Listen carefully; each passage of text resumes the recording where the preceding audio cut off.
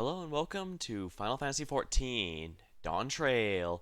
I'm Luce, and as you can see, my Dark Knight is fully leveled. So now the goal is simply to do the tank roll quest.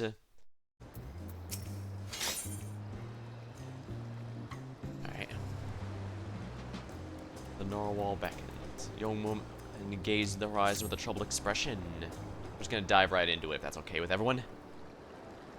Oh, hello. Judging by your attire, you must be the traveler from across the seas. And I suppose Brokovu has enlisted you to our aid. That's correct, yes. I'm told you have an artifact that was taken. And you were guided here safely. It must be the work of the brave Norwal, who remains watchful even this dire time. We are ever grateful for its vigilance. My name is... I do appreciate that they tried to make vaguely accurate names for the culture they're making a fantasy version of, but I cannot spell or pronounce these to save my life. Lozinekwe, and I hail from the northern reaches of Zuktaral, where even our breath freezes when caught by the chilly winds. Our people revere a Tural Vidral of the Norwal, whose essence rests in the cradle of the sleepless, our most sacred treasure. Through fathomless depths it swam without rest, protecting its home from any who would do it harm. Legends tell the Norwal could place a burden of fatigue upon another, and thus is able to maintain its vigil night and day. So too can any who possess the cradle lull a person, willing or no, into a deep slumber, while avoiding the need for sleep themselves. Dang, I could use one of those, if only for the avoids needing sleep part. Needless to say, such a power could cause untold harm in the wrong hands. Thus was the greatest war of our village, Tentawa, tasked with crossing the ocean and returning that which was most sacred to us. I'd have joined him, but I fear I would only be a burden, so I remained here, that I might send someone to his aid. Tentawa has ever rushed bravely and blindly into the thick of things, leaving me behind to watch and worry. Don't worry, I got Provoke. I can get any nasty stuff off his back. Oh, but if there's anything I can do to help him, even a little, that I must. Brokovu has done well to send you to me. I can tell you're just the man to temper his more reckless tendencies and keep him safe during his quest. As luck would have it, a letter from Tentawa arrived shortly before you did. It seems he discovered that the thief made their way to a place called Ishgard. While I don't doubt his prowess, even Tentawa would be rendered helpless before the Nullwall's lullaby. Could you please follow to Ishgard and find him before he does anything rash? I won't let your treasure be misused. And don't worry, I'm very familiar with that particular area. Oh, thank you, Coda.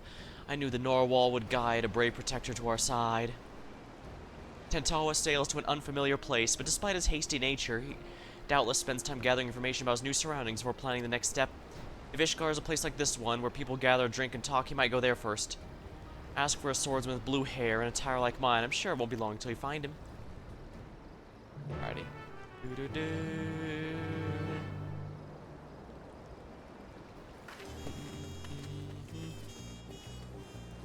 I do like how Dark Knight feels. It felt good in Endwalker, but it feels a lot more smoothed over now here in Dawntrail. Most of it was just an upgrade to the stuff that I already had, but adding Delirium and Blood Weapon into one spot, I think, did a lot to help. Foundation.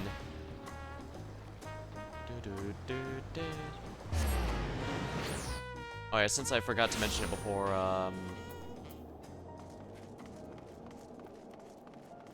I do believe the drop event is still going on at time of streaming. I do watch some of the others just to get the rewards. Apparently, the reward this time around was the, actually I have it here. Yeah, the Choco Booker. I believe this was done with a crossover with Butterfinger or some other candy like that. So there's a lot of speculation that the Mountain Dew mount might become a Twitch drop at some point in the future as well. I have to pay attention to that, I guess. Ascending the Imperium. Oh. That's not what I'm looking for. I'll have to get that later since it unlocks something, but for the moment... Forgotten Knight. Our closure. Oh, right. I also forgot to do the, ending quest to the, Shadowbringers one. I think I mentioned, but at the end of Shadowbringers, rather than that was when they first started doing role quests instead of individual job ones. So they basically just had a capstone one where you meet each job trainer, let them know what you've been up to, and that's sadly the last of the individual job quests. Our closure. They will tell you you are one and you are two. You can choose. I'll do that later. If it isn't Coda, what'll it be? I'm looking for someone from Tyrol. A lad from the western continent. Well, I can't be going around gossiping about the comings and goings of my customers. That's a quick way to empty tavern. But I suppose since you're you, I can make an exception here. A lad, much like the one you just discussed, went through my door not too long ago. Was asking anyone whose ear would bend about some sort of Norwal or such he was after, unless you buy someone a drink for interrogating. Usually you buy a drink for interrogating someone, but not him. Nobody knew what he was going on about, but he was determined, asked who else might gather to, where else people in Ishgard might gather to flap their lips. I told him about the jeweled crozier. If you leave now, I reckon he'll still be there. You'll know when you see him, trust me. Sounds good to me. The Dark Knight is one of the job quests that people think was one of the best ones before it went over to role quests. Indeed, it did tackle a lot of stuff, especially towards the character, the protagonist character themselves, which is pretty nice given usually they don't have, being a blank slate, you don't get to see them actually show much personality.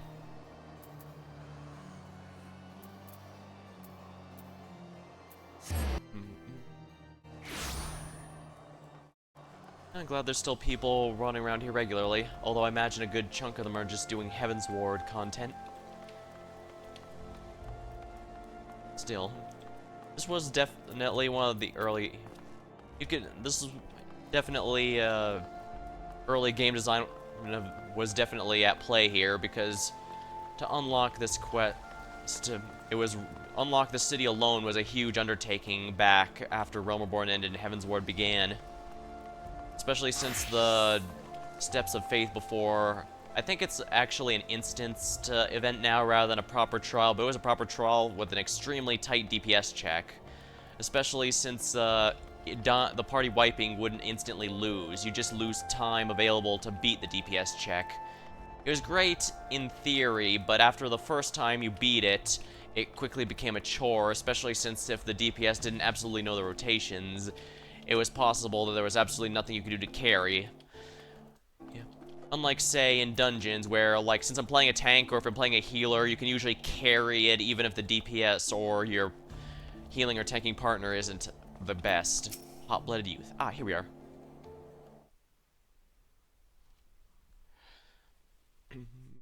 Hey, buddy, I hear you're in need of a tank.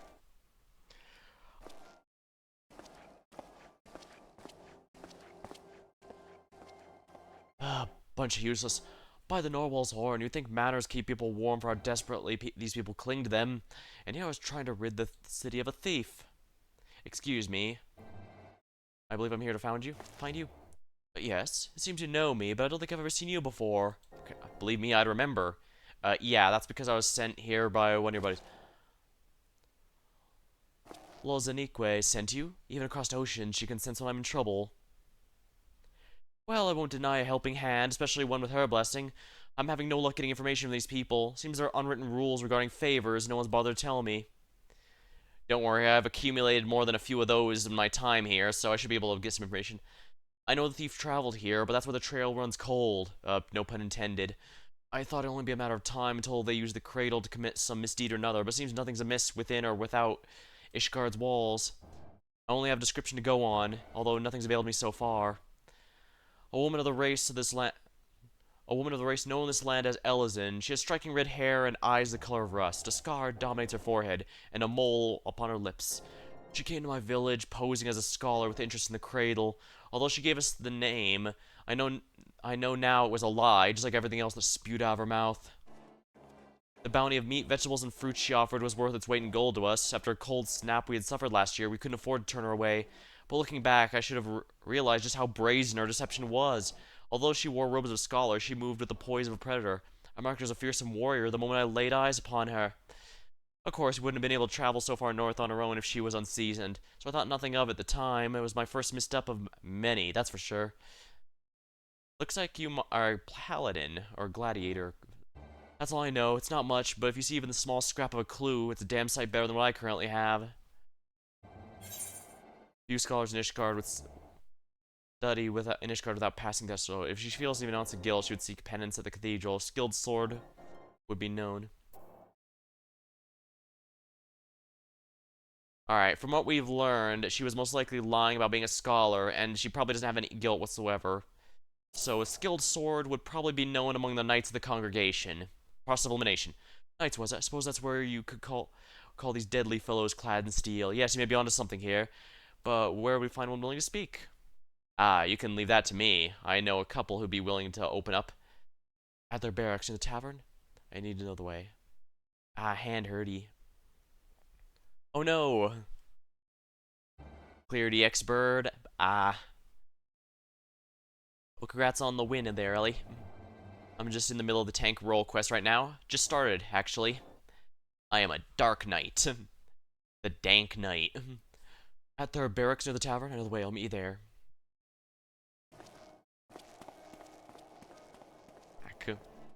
But don't worry, all the smacks just contribute towards making my Blackest Knight even... defensive spell even stronger.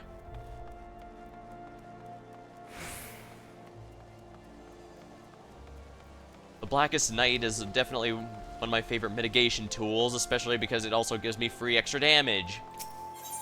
That said, but for that same reason, I hate whenever I'm in stuff that's level below 70.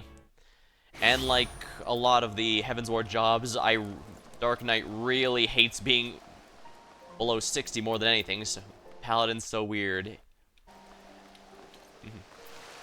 So many heals and shields. Well, that is the job philosophy. Is this right? Let's not waste any time, Coda. Formal Burr.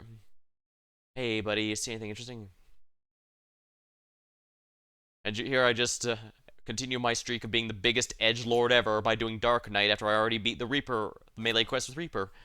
I'm Master Blue. What brings you to the congregation?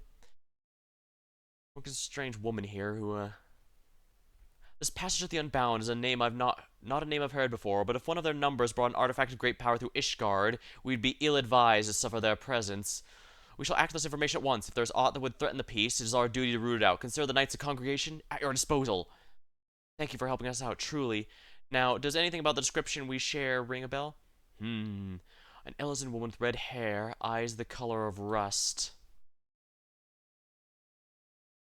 Wait, you said she bore a scar on her forehead and a mole. No, it could not be.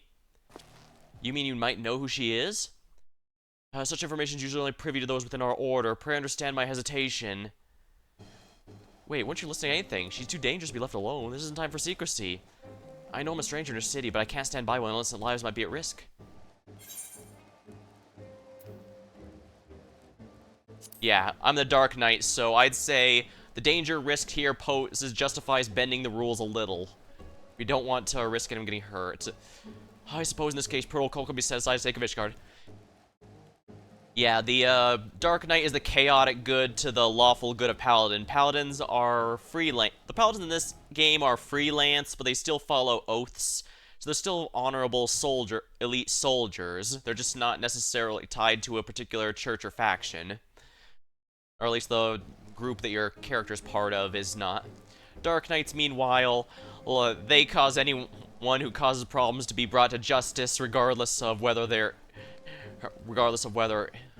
the law, regardless of whether you can provide proof of it or not, because Paladins, they want to do it within the law and keep things there. Dark Knights will focus above all else on getting the job done over the fine details. I believe Warrior is kind of similar in that they control the flow of battle through brute strength, with survival instinct to protect themselves and their allies, and, actually, thinking about it, Gunbreakers are kind of like Paladins, since they're all about loyalty. Yeah, protecting through, practicing both offense and defense, for the sake of, those they are most loyal to. Even the, tanking achievements mark, refer to gunbreakers as representing lealty, which is loyalty. Which is funny, because my paladin buddy likes to call them edgelords. Although I don't think anyone comes close to Dark Knight for the tanks, and if we take all jobs, I don't think anything comes close to Reaper. I suppose in this case, protocol can be set aside for the sake of Ishgard. You've overcome countless trials after all, and there are none better qualified to judge if this threat is credible. Yeah, I've been through 2 of these so far, and they're an absolute pain in the ass. Alright, Master Tentawa, please pray accept my apologies. Although you may be Ishgard and your desire to keep your people safe is plain to see, we shall place our trust in you as Master Blue has. I put a lot of trust in this guy having just met, but time is of the essence. As I said, it's a very Dark Knight way to do it, I think. I'm glad we can see eye to eye. Now, what do you know of this mysterious thief? Your description called back some old memories. Memories of a knight named Leophine. Leophine. I think that's a French name, which of course means, I'll never pronounce it. Then again, that's a little silly. Most languages I can never pronounce right. Barely recalling her story sets me ill at ease, for the mark she left upon our honorable order was as black as pitch. None know of her whereabouts since she was expelled. Yeah, I thought maybe if he knew her, then either she was a knight or is currently a knight, and given his reaction was negative, she was probably kicked out by now already. I had thought living with the shame of her deeds would be punishment enough, but if she now consorts with villains that threaten the very foundation of order, 'tis clear we suffer her freedom no longer. Okay, so yeah, basically they exiled her and thought that would be punishment enough, but now that things are escalating, they'll have to bring her in. I shall inform my superiors of this development and suggest the congregation to all its power to track down Leophine and place her in custody. If we learn aught of value, I promise to share with you at once. Oh, really? That's more than we ever could have asked. I'm glad we didn't have to worry about red tape in this situation. Then again, I guess cutting the rope is the thing that I like about Dark Knight. I suppose we ought to consider what to do in the meantime. Care to join me over there, Coda? Sounds good to me.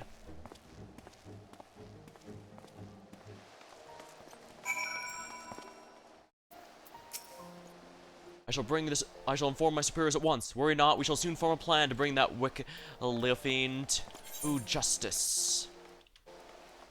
I guess he's gonna be staying here for a while. It's a little chilly, but I'd say you get used to it, but no, you kinda don't. In fact, that's kind of the source of that's the source of most of the side quests in this area, in fact. I think I already did most of them. Yeah, I did all of them except for the ones added after Heaven's Ward. But yeah, basically, it's the harsh conditions never get easier. That's why some take it upon themselves to help the underprivileged. Others make it harder for those people to do it. That sort of thing. It's a complicated system. You'd have to play Heaven's Ward to get it. So we have a name. Leophine. A former knight of Ishgard. That means she knows how to hide herself in the city well. Grasping at straws won't get us anywhere. My own familiarity does little to help with our chances. We may have no choice but to wait until the knights discover our lead. Nevertheless, I intend to spend every waking moment learning more I can about the city and its workings. As for you, I'll ask you to be ready to move at a moment's notice. Till then, be well. Here we are. Sleepless in Ishgard. He's eyeing each passing Ishgardian with curiosity. Ah, there you are, Coda. I've been walking Ishgard's streets whenever I've been able, and taken to searching for any sleeping people. You see, the land I'm from isn't much warmer than this, actually. And people know not to tempt fate by dozing in open air. Even those blind with drink manage to find their way home somehow. I figured the only force powerful enough to overcome the instinct for self-preservation would be the cradle, so if we find a sleeper exposed to the elements, we may very well discover her nearby. I can't imagine she brought all this way to remain idle. It's a tedious prospect, but we need to scour every back alley and shadowed walkway before anyone catches something much worse than a cold. Indeed, some of the quests here were even outright depressing.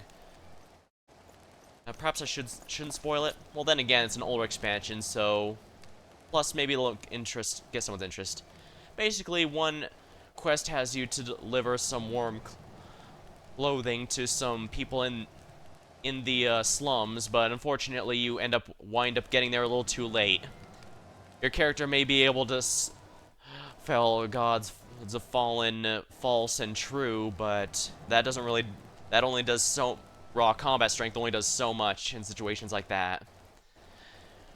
It was a really depressing but also very memorable quest. I still remember to this day, and that says a lot given just how long ago Heaven's Ward was. Master Blue, Master Tentawa, I bring good tidings.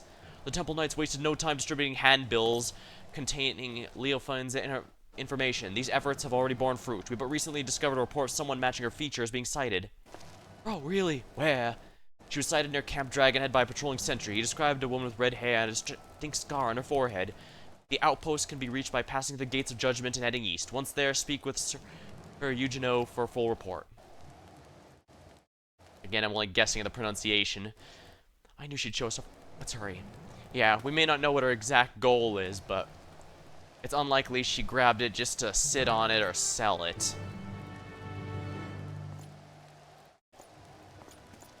I guess this is also where I'm going to start noticing any recurring themes with all these places.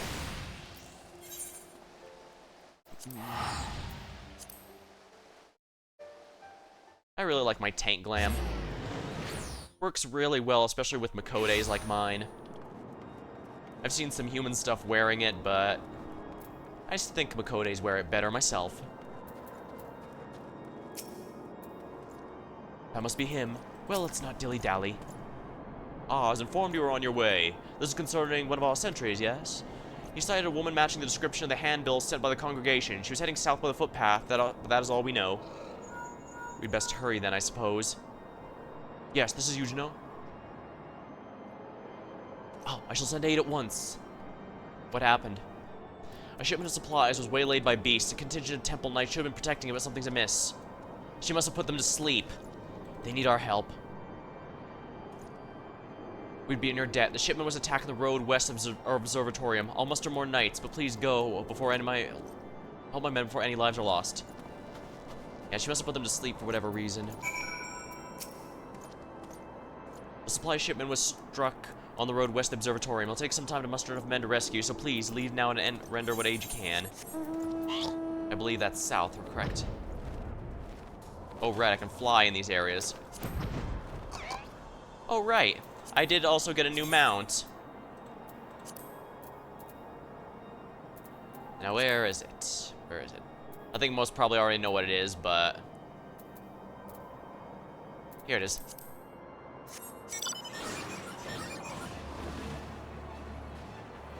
Whee!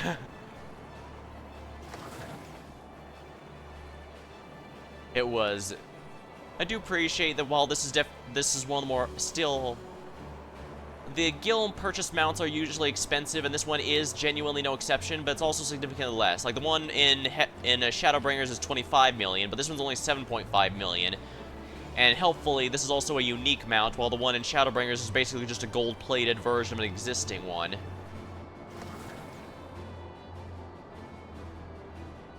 So, pretty nice.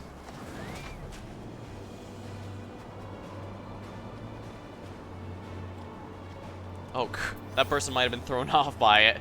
I guess it does look a little out of place, right?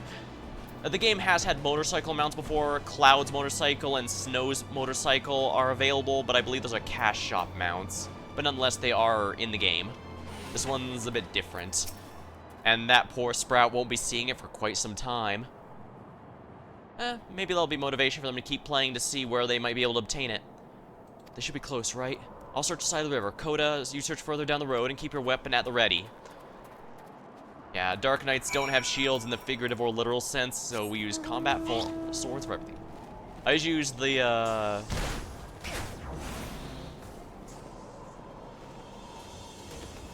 I usually have this one from the Pixie Beast Tribal Quest line, because that is adorable and counters the edgelord, and, completely goes against the edgelord aesthetic in a way that is hilarious.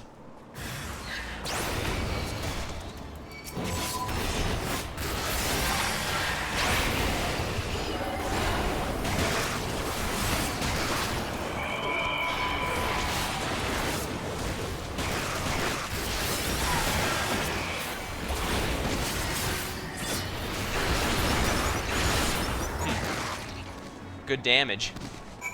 Thank you, Frey. Here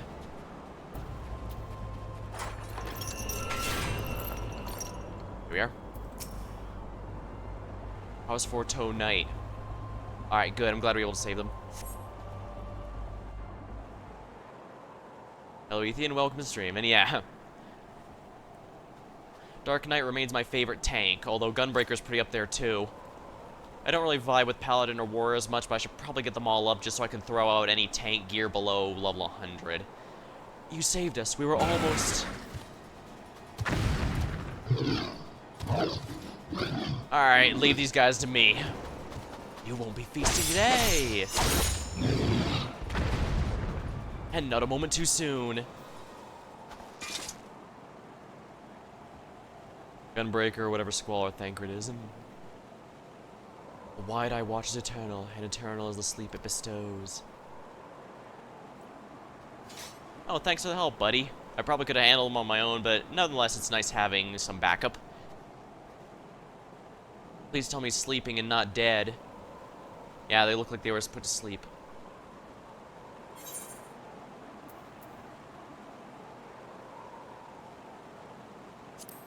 Yeah, it looks like we might be a little too late.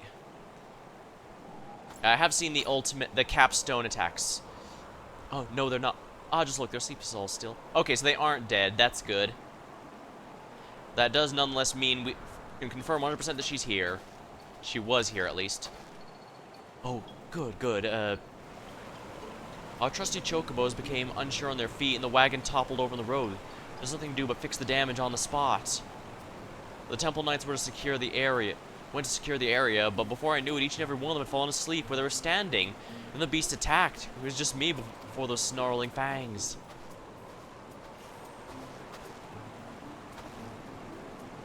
Time to wake up. Sleep any longer, and this cold will have you.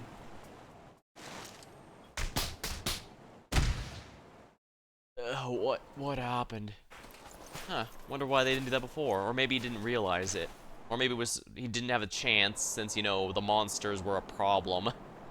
I probably just didn't have time. It happened fast enough. And yeah, I have seen the capstone ability for the Gunbreaker. It's basically all of Squall's limits from Final Fantasy VIII, which makes sense. I think Viper even has Zidane special moves from 9. We fell asleep, but we were patrolling. He must be mistaken. A Temple Knight would never shirk his duty, so... Are you calling me a liar? I saw you fall over your ass with my own eyes. Don't worry, it's not you. If not for Sir Eugene's quick response and the bravery of these warriors, we'd all be food for the vultures by now. The congregation will hear of this derelict of duty, you can be sure. Now, hold on a moment. They aren't the ones to blame. The sacred relic my people stolen, and... now's not time. Forget I said anything. No, I think we should be sharing that. Whatever dizziness took over, the chocobo seems to have passed, so I'll resume the journey once the carriage is repaired. Assume my guards are quite refreshed. I believe we can make out on our own. Please return to Camp Dragonhead and warn yourselves. I mean, I don't see why we shouldn't have mentioned it. It's no coincidence the giant birds and 2 guards took a leave of their senses at the same time. This is the work of the Cradle. Yeah, that's what I was thinking too. But even if Leofine was here, she's here no longer. Let's return to the city and consider our next steps. I do like the Dark Knight capstone ability, even if it's basically just another nuke ability.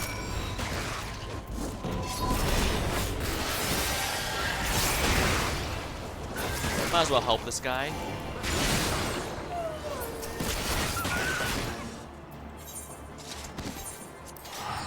Looks like I'd best... I don't mind helping, but I guess I'd best hurry so that I don't have this person all over. Be the human buzzsaw.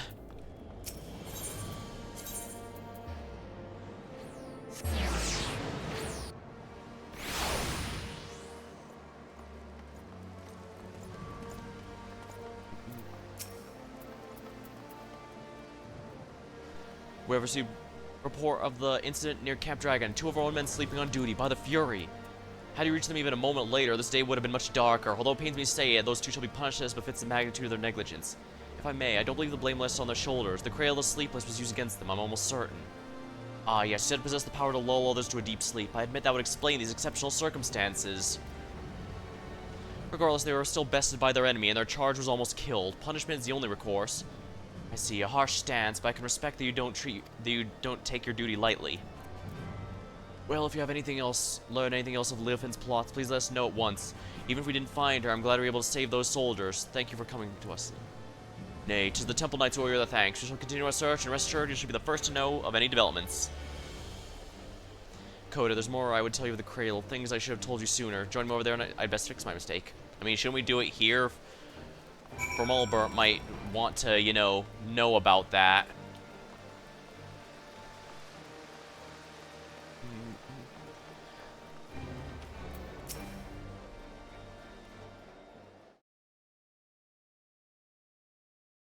Now that you've seen it with your own eyes, what I've only been able to describe, the Norwal's lullaby can put even hardened warriors into a restful slumber. They may as well be defenseless as a newborn babe, but even with such power, my people never used to attack our enemies. Its sole purpose was always to keep a single person awake, the eternal guardian, who would never sleep and never rest, the Wide Eyes. The Wide Eye, me. For 10 years I've been awake, training day in and night to gain the strength I have now, the strength to shield my people. Of course, another must receive the weariness I cast aside, the Shut-Eye, and you've met her, in fact, Lozinawak. I see, so they work together on it. I've been awake these 10 years as she spent the better part of her days in deep slumber. Her brief periods of wakefulness are spent exercising and eating so her body doesn't waste away. That sounds like an incredibly... I don't know, honestly. And as such, we've barely spoken, despite how much I depend on her. When we were young, we'd spend our days exploring the mountain paths, but that time's long past. I'm telling you all this now. I realize how little of my life has actually been dedicated to my own pursuits. We both have devoted ourselves entirely to protection of our village.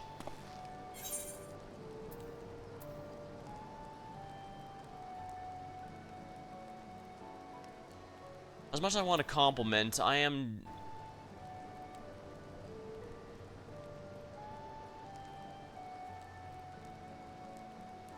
this is where I really want to go with this one, but I genuinely want to know, don't you miss your partner there, who's been sacrificing her life to save yours?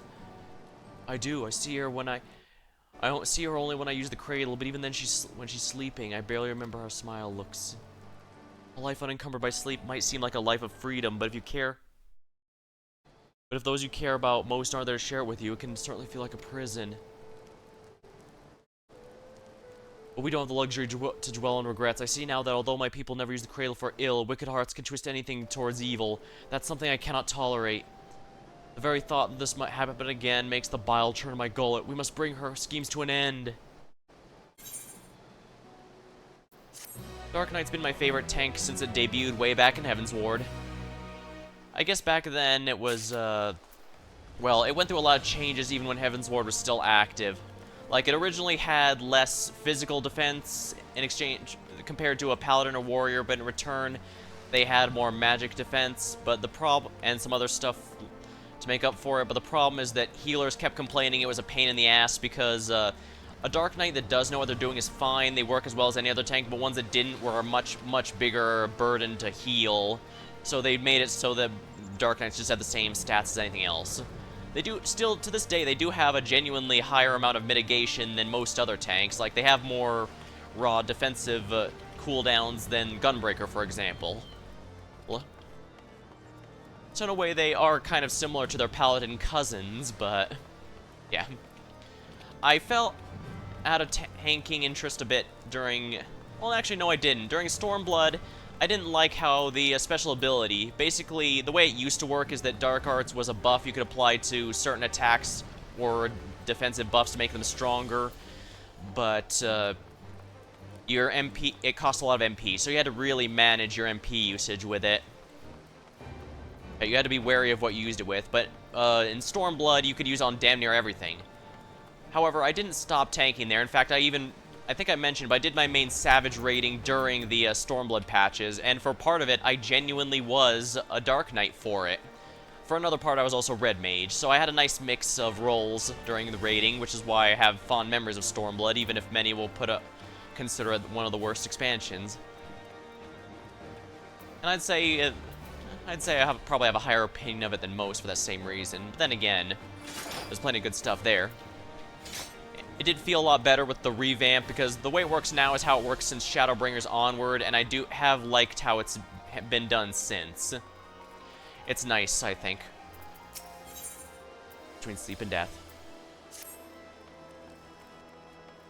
With healing, sadly, I don't have nearly as many fond memories, because healing's usually just something I do to have one of each role, I guess. I'm not sure why. I guess it just doesn't vibe as well as with tanking as a concept. Astrologian was the one I mainly used. I didn't really heal much at all during Realm Reborn, but I did start using Astro a bit more during Heaven's Ward and Stormblood. But Shadowbringers and onward, I just kind of fell off, unfortunately. And you might be aware that, but Astro has gone through quite a bit of its own changes over the years, especially with how its cards work, because they've been slowly removing the RNG from it until now you kind of just pick the card you want.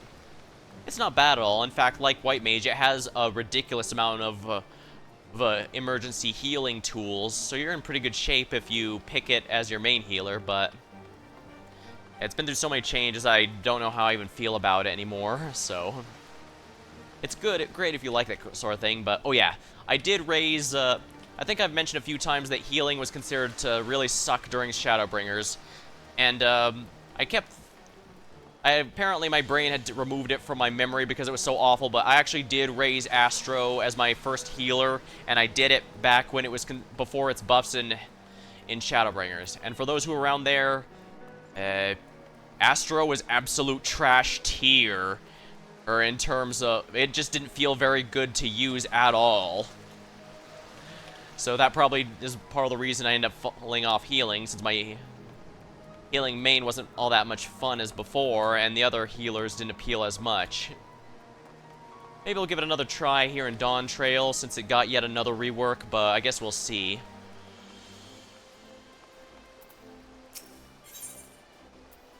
For now, I feel good on tanking and damage dealing as I have for most of the expansion so far.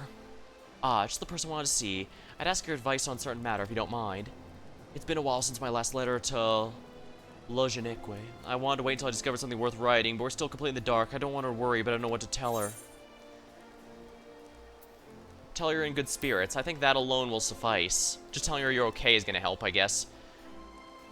Yeah, and let him know he's still alive, he's still fine, and still searching. And it's probably better. You might be right. Silence might make her think something terrible's happened. Alright, I'll start right away. I may not have much time left.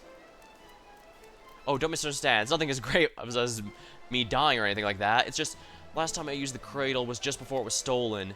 Luckily, I'm still as alert as I've ever been, but it won't be long until I must dream like any other. That will give her Leofine free reign while I'm helpless in bed. There's no quarry more dangerous than one who doesn't sleep. We'll have to see this through before that happens. Don't worry, I never sleep, but that's because of insomnia, not because of any silly relic. So I'll be in good shape. Master Blue, Master Tentawa, I've received reports of several groups of Temple Knights fallen afoul with what can only be described as your stolen artifact. Several. Let me guess, they were guarding someone else. You would be correct, in fact. So what is she after? It's the duty of a knight to protect those who cannot protect themselves. If we fail even that most basic function, then our honor means nothing.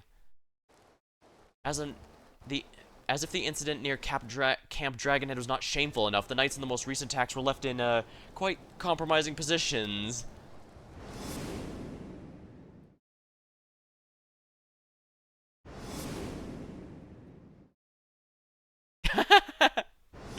I know this is supposed to be but this is hilarious. Alright. So, yeah, I was gonna say we might have to just try and figure out if she wants specific people to be killed by removing their bodyguards or just humiliate the knights. But I guess if she's outright humiliated, then yeah, she wants people to lose faith in the knights for whatever reason. Yet the weight of embarrassment is a trifle compared to the guilt we bear if any innocent come to harm. The Fury was merciful in that respect, but we'd rather not see these incidents repeat. Still, while the Temple Knights must work to repair their reputation in the days ahead, 'tis a far cry from bringing Ishgard crumbling to its knees. Truth be told, the passions of the Unbound leaves me mystified. But Leofine was cunning, if nothing else. Till we can discern her true motivations, we have little recourse but to wait until she makes a mistake. Or strikes again, I suppose.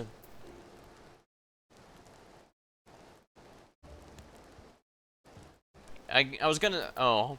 Yeah, I was gonna say perhaps she gets some jollies from seeing the knights humiliated, but no, she might be testing the limits of the powers, perhaps. She may be testing the limits of the artifact's powers.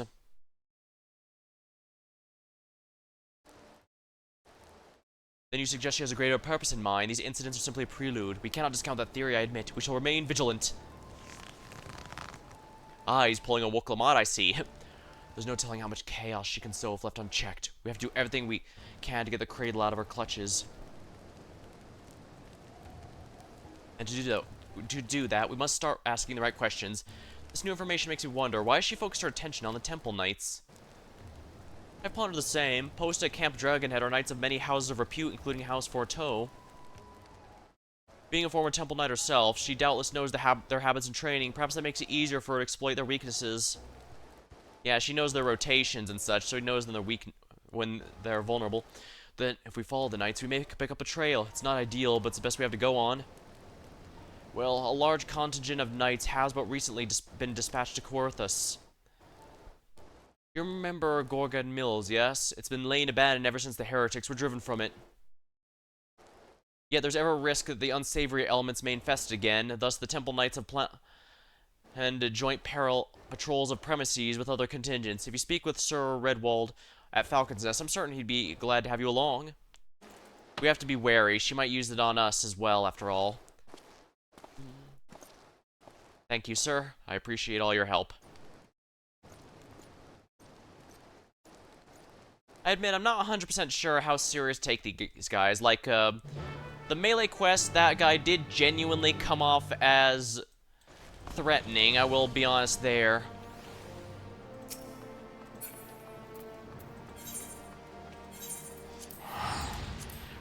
But the one for the caster role quest almost felt like silly. I mean, he was genuinely a problem. He was just, his delusions of grandeur made it hard to tell. But he didn't even have the, like, the melee role quest had me using the, it used the breaking boundaries, the big, dramatic final boss quest music. However, that wasn't the case for the, caster one. I get the point is to make these significantly less depressing, and I can get that. Both Shadowbringers and Endwalker's role quests were massively depressing, especially since an important part was learning exactly who the enemy was and what they were after, which was always something that left it feeling awful at the end. But so they probably felt it would be better to have something a bit more light and while still making it serious.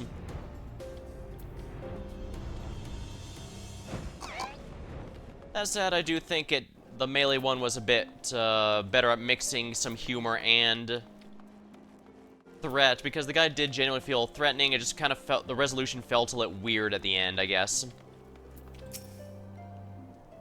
Maybe I shouldn't be spoiling all these when I'm just doing the tank role quest here. But I guess I am doing them in my own order here. Is that Master Blue I see? Of course you're ever welcome at Falcon's Nest. I do not believe I do not know your companion here. He is a buddy from across the sea here. Indeed, whispers of the Temple Knight's humiliations have reached us even here. Falling asleep on duty. I dare not believe the stories, but it seems the truth of them after all. They fell asleep, true, but it wasn't their fault. We suspect they fell victim to the enemy wielding a powerful artifact. Now, the rumors fail to mention anything like that. If we can lull even trained warriors to sleep, we must treat it as a serious threat. Nevertheless, if one knight falls, another is always ready to take their place, so as long as the artifact can't put an entire regiment under spell, I believe we're well positioned to combat it. Interesting. The idea of your allies falling in battle doesn't seem to disturb you at all. From what I hail from, a single warrior is responsible for the safety of the village. Make no mistake, we do not doubt our allies' mettle. We mourn every loss, yet each man and woman here knows that if they must quit the battle, another sword just as fierce will take their place. Note to know when allies at your back. It'll allow you to fight with abandon. Interesting. I was wondering why we'd have two tanks on a but perhaps that's why, to show the importance of main and off tanking. Now, you believe this Leofiend might take interest in our activities at the mills, yes? A party already left accompanied by a group of Temple Knights. If your suspicions are correct, they're at risk. I'd ask you follow their tracks to ensure they do not fall victim to foul play. The mills can be found north across the Black Iron Bridge. The party should be arriving soon, conditions permitting. Looks like the weather's good, so we should be in good shape here. We have to reach them before Leofiend does. If there's any defenses against this, I would request you tell me, because that'll make this a lot easier. I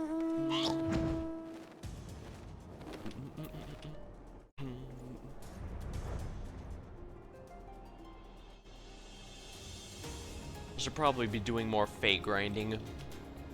Well, I should probably do it in the areas where there's actually a fate level. That's everything Shadowbringers onward.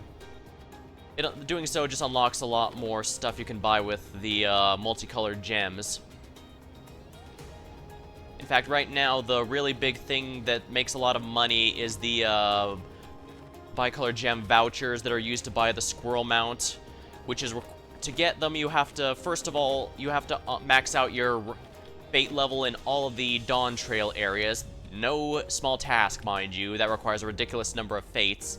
And then they're extremely expensive each, so you'd have to do even more fate grinding on top of that. So a lot of people like to just buy them off the market board. On my server, they were selling for about 150 to 200k each when I last checked the market board. Might go more or less depending on how many people are doing it, but... Ah, crap, we're too late, aren't we? We're too late, they're fast asleep. But Rebel gave the impression there were more. These knights must have been lookouts. We should waken them, but keep your eyes peeled for Leofine. I'll rouse these. Hoda, you search the area yonder. I have to admit, that's quite clever. Putting me to... It's probably... She's gonna put me to sleep, isn't she?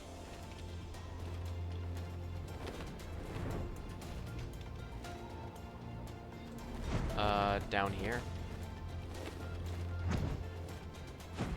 Is it inside? It might be. Oh, that's you. How'd you pass the guards? Ah, sounds like I'm precisely where I want to be. Luckily, I have grid up. The game only takes it away when I level sync for whatever reason.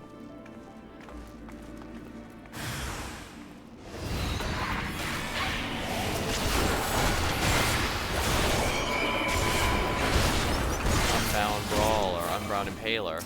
I didn't know you guys had minions. That's something good to know, I'd say. Well, that was easy. I didn't even have to use Disesteem. Huh, restores HP and MP. Didn't even notice that. I just thought it was a really nice off-global cooldown skill. Alright, this place was a secret area for a number of reasons. House turned a scout. No one dare scout. Alright, there we are. It's you! Thank the Fury you arrived when you did. Those thugs struck when our back returned. I assume the Temple Knights were protecting the entrance, but what wasn't as cost as it should have been. Were they killed? No, those people used a relic. Sleeping. I'd heard the stories, of course, but I didn't think they were true. Whoever's behind this, I'm sure they didn't count on you showing up. For now, we should tend to our wounds and finish our inspection here. Master Blue, I ask you to join the knights outside and wait till we're finished.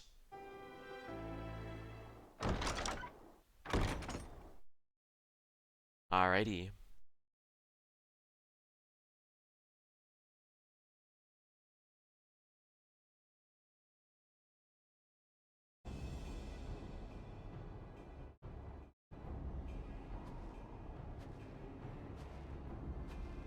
Ah. Was this just to separate him from me? So that she could fight him herself? Ah, as I thought. Just when I was becoming bored, I sighted a familiar face among these slumbering knights. I simply had to come and make sure it was you. You finally found the courage to show yourself. Hand over the cradle now, and I promise I won't kill you. I'll just beat the shit out of ya. Right. She just kind of, moved up without even kneeling. What do they call you again? The Wide Eye. You must have laid quite the journey to come this far. Alrighty. Careful, Coda. This is our quarry, and the thief who stole the cradle of the sleepless. This is Leofine. Got it. So I'll just smack her with my sword. So all the artifacts look vaguely the same, like with a creature atop a pillar. That is our ally. Where are their nimble hands? They may seek the artifact themselves. Oh, trust me, I don't need an artifact to not sleep. It matters not, I suppose. Before you throw your lives away, I suggest you think for a moment, is the cause you fight for worth the sacrifice? So few of us know true freedom. If there's aught you would grasp with your own hands, do so before they wither and your eyes shut for the last time. The codes and rules that would bind men are mere illusions. Open your eyes, and I mean truly open them, and you shall see a path all your own. Only a fool would waste their life in the struggle of another. Quit spouting your nonsense. Nonsense? Perhaps I am here because of another after all. Abiahi, who aimed me at the height of my debauchery and welcomed me into her devious brotherhood. She guided me to great power, yes, and now I lead others upon the unbound path. Yet, truth be told, I have little interest in seeing where this ends. To tear down the world's nations, Ishgard's among them, and usher the world into... well, what does it even matter? Interesting, this is the first info we've actually gotten. Yet, then again, the previous two, one of them didn't care about anything but his delusion of grandeur, and the other one just wanted to cause chaos because apparently his time as a Garlean spy broke his mind. Yet I do derive great pleasure in shaming the Temple Knights and seeing snickers and jeers deflate their pompous stride as they walk down the streets. If this artifact can hasten their fall from grace, I believe I shall keep it. Okay, so yeah, she does specifically want the Knights to lose their honor and standing with the populace. I know the path I walk, the one that leads to your downfall. And I won't abandon it. I shall take the cradle back. And then I will...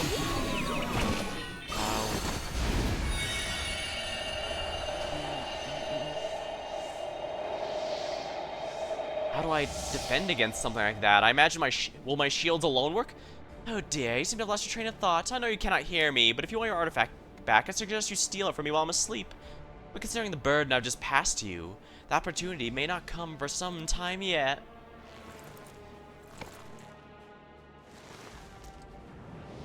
And I feel absolutely transcendent to think the shackles of fatigue weighed so heavily. Alas, it appears the artifact needs its own repose of sorts. No matter, I've learned more than enough to make my next step. Okay, to see to it this law is disposed of. 'Tis the least you can do for the freedom I have given you. I see, for each person it puts asleep, another loses their need for it. Alright, I'll take you all at once. Come on, group up so that I can kill you all faster.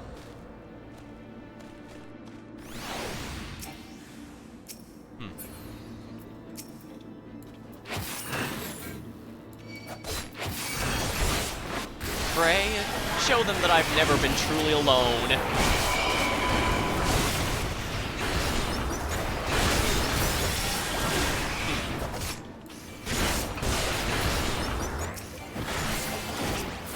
Thank you, Frey. Now, let's awaken Tentoa. I hate to ruin his first actually good rest in, you know, ages. But try as you might to rouse him, he seems completely detached from the waking world. Oh my.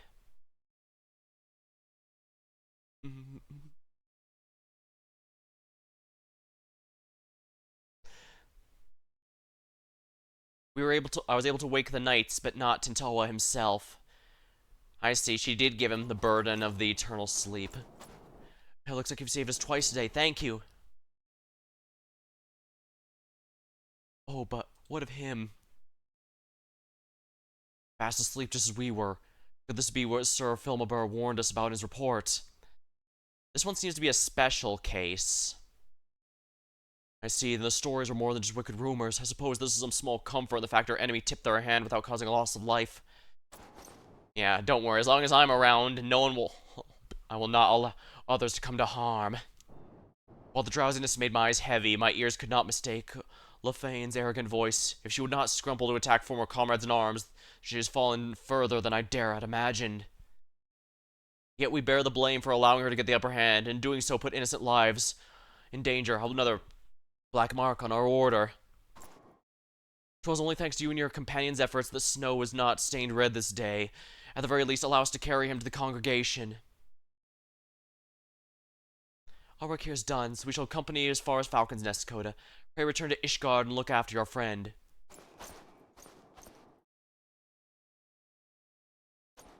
From what he told us, it seems like they only... Oh.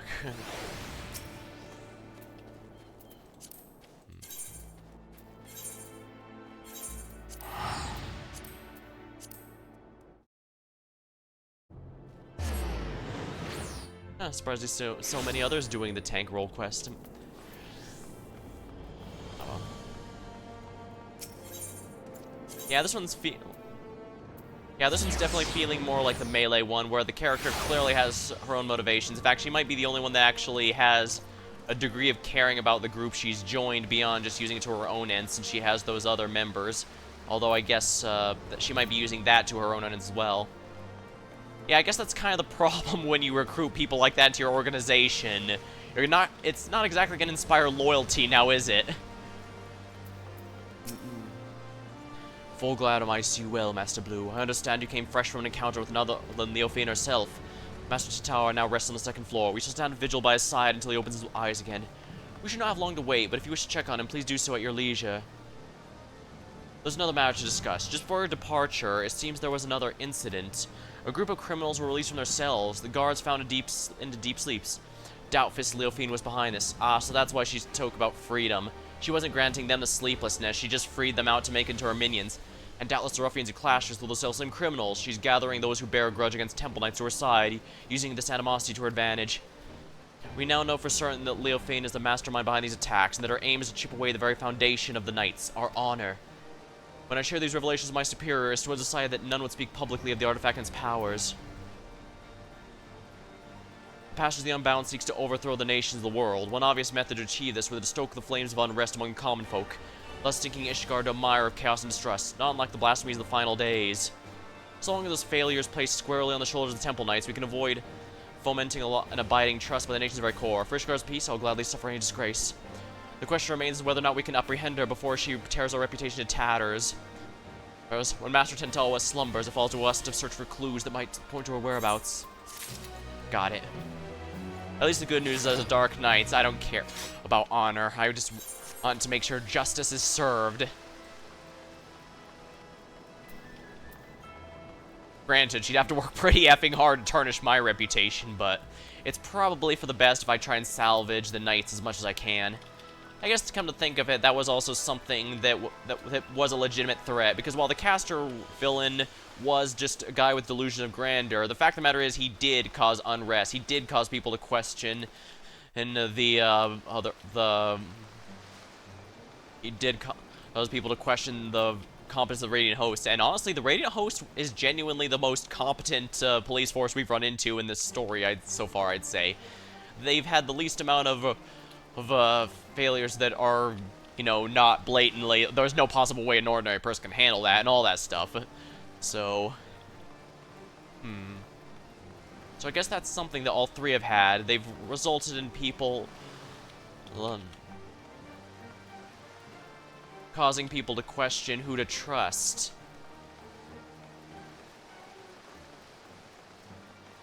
So they're doing it at various levels of directness, but each and every one of them is causing people to question their faith in others.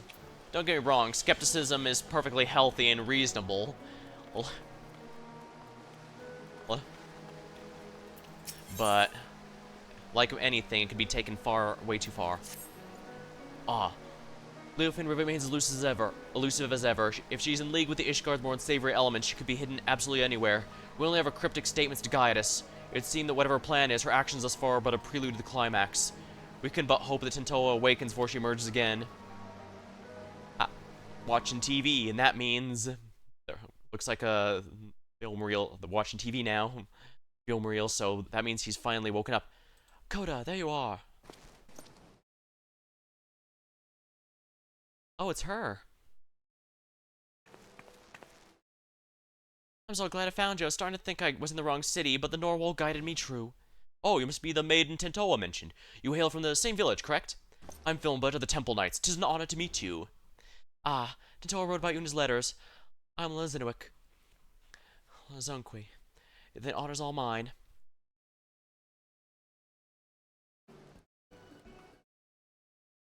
Is Tentawa with you? I haven't received a letter in some time, so I came to check on him myself. I'm afraid he was put to sleep with the relic, and I guess from the fact that you were brought in, he's not going to wake anytime soon.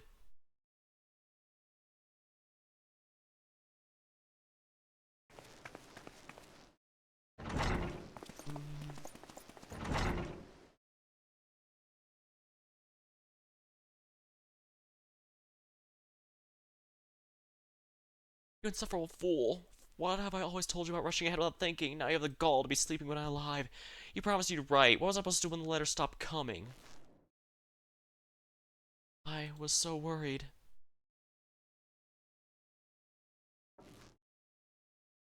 At least I can take some small comfort in that he appears otherwise unharmed. Take it I can thank you for that. Yeah, don't worry, I protected him. He told me you were the shut-eye to his waking eye. Yes, that's right. For 10 years I bore his fatigue, and as a result my body's more fragile than most. But since arriving to Tuliolol, my life has become normal. As I've walked the city streets and eaten my fill of food, I felt my strength grow. I can even stay awake for a full day now. Do you know why Tentoa sleeps so soundly? Reports of other incidents indicated the affected woke in a matter of moments, yet Master Tentawa here shows no signs of stirring. That, I'm sorry, I can't say for certain. But I do know that the stories of those who came before me, more than one shut-eye has fallen asleep much like this, one so absolute they become deaf to the outside world. With no means to sustain their bodies, they'd waste away if left alone, so our people found a mixture of herbs and other materials to help usher the shut-eye back to the waking world. What could possibly be strong enough to bring someone back from this? We call it spring dew, and the secrets of its making are passed down to generations. Each drop is as a ray of sunshine of darkness in the darkness of sleep, a beacon the dreamer to follow. I carry some ingredients on my person, but the others will have to be gathered fresh. It won't be easy, but I'm certain it will save Tentoa. I don't know their Eorzean name, but the flower's blooms a striking yellow and grows only where mountain peaks soar above the clouds. Being so close to the heavens, it drinks sunlight, and its petals cleanse the body and promote wakefulness. In the churning mists blooms a yellow flower called the dandelion. In no other place in Eorzea can one be closer to touching the sun. Ah, yeah, I remember. Good. Next we'll need a saliva of beasts we call the morbles. The thicker it is, the better. The pungent odor can wake the dead. I know them well. Morbles are not an uncommon sight in the Dravanian hitherlands. A mature specimen should possess the saliva with the desired effect. The prospect of gathering it, however, is an unenviable task. Once we have those two ingredients, mixing them should be a simple matter. Could you procure them, Coda? Leave it to me. Oh, your confidence is reassuring. Since the Morble must be fresher of the two, I ask you get the dandelions first. Maybe we can meet up with the Moogles while we're there. Just please don't make me do the Moogle quest again. Well, actually, the Moogle quest being hated is a meme. They're kind of annoying, but... And it also didn't help that their Churning Mists quests were largely a kind of filler for Blunt, so that wasn't helping either. So this is how Tentoa looked upon me for so long. The sight's unsettling, I admit. Please come back soon. I wish to hear his voice.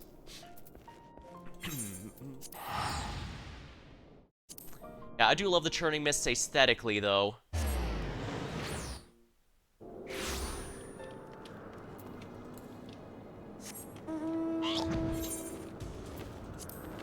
Yeah, this is one of my favorite Heavensward areas in general. Plus, it does have some nice lore bombs in here.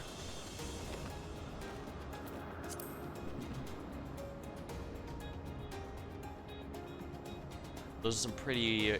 they look yellow, but they'll probably count more as orange.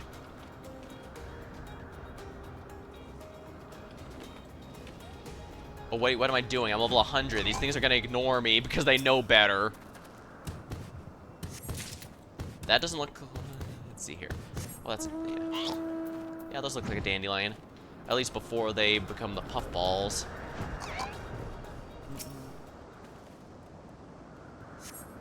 Sun-drenched dandelion shine almost a golden yellow. Now for a much more gruesome task. Venture saliva of a full-grown Morble. Right, I have to go to Idleshire first if I want to do this. It's honestly not that bad. These areas are huge, but not that huge. It'd become worse a lot later.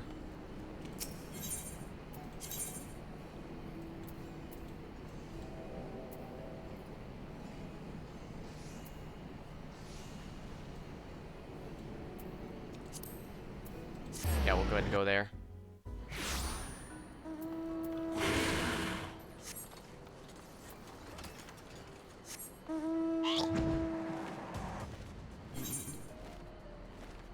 I do believe that's a mount from, actually, the Savage Raids of Stormblood. Yeah, like, I don't believe our team ever did beat, the teams I were in ever beat, X-Death or Kefka. Don't think I don't remember. We might have actually seen Neo X-Death and God Kefka, but I don't believe we ever actually beat them, unfortunately. I could probably do it now. In fact, I could probably solo them, given just how crazy the scaling can get if I went in unsynced, but how it goes.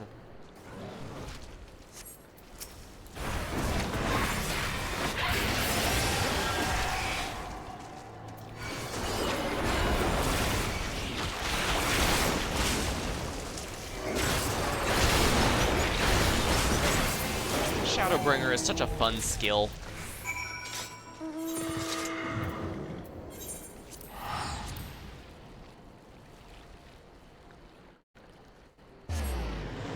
Here we are.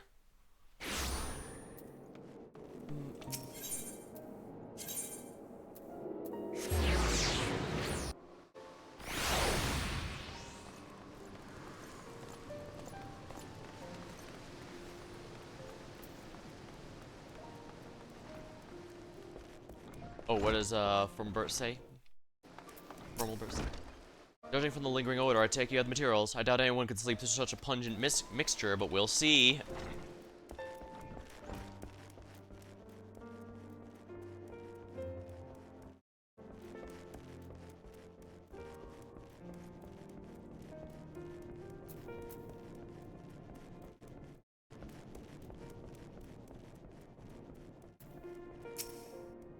Murray, start mixing the ingredients at once. That is, assuming you brought them with you. Sun-drenched dandelion, found blooming among the floating isles above Eorzea. The petals of the dandelion glow almost as brilliantly as the sun that nourishes them.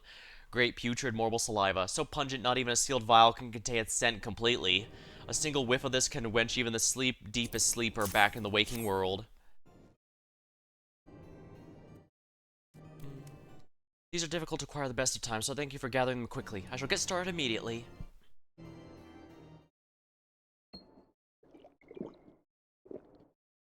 We've done all we can. Now we wait for Tentoa to open his eyes.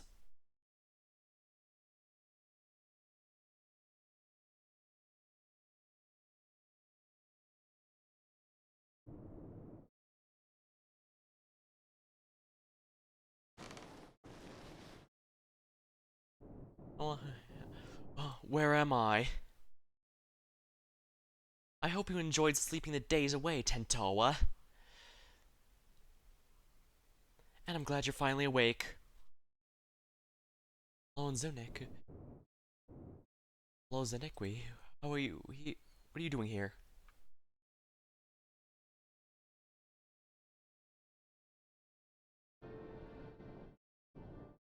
I see. So Leofine wielded the cradle against me while I was tucked away soundly in bed. Lozanek came all this way. Curse my weakness. Just when we had her, just when I was needed the most, I failed. For 10 years I endured countless trials. Then when the time came, I couldn't even swing my damn weapon. Yeah, I think trusting the entire defense of a city to one single person with insomnia was probably not the smartest idea. It's not your fault. If anyone's to blame, it's me.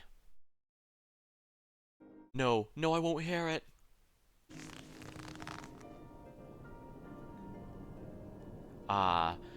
He remembered DW from Arthur.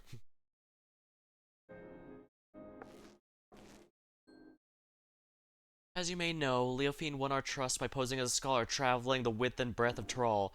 She expressed great interest in the cradle and our customs. I was so excited to be an outsider, so I answered her every question. I told her the Wide Eye keeps the cradle with them at all times, and that's when she hatched her plan. She took me hostage to draw out Tentoa. While she was sleeping, Leofine stuck in the chamber and held a blade to her throat. I had no choice but to get what she wanted. The cradle of the sleepless. I put her life before the future of our people, and it was at the moment I became unfit to be the guardian. No, I honestly think the big issue is your village relying all on a single person to do everything, sleepless or not.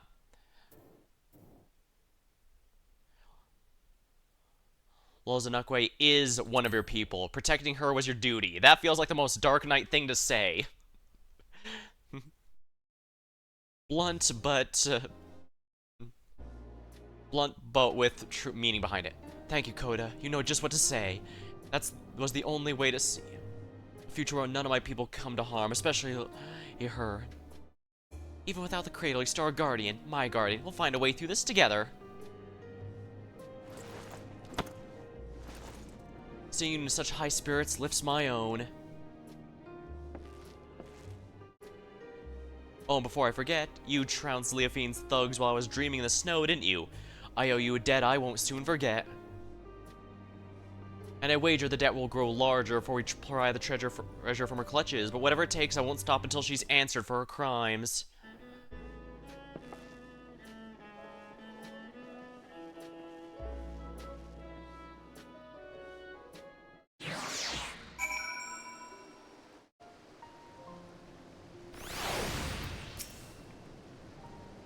I'm embarrassed to admit that was the first time I ever created the mixture. I'm glad it worked as intended.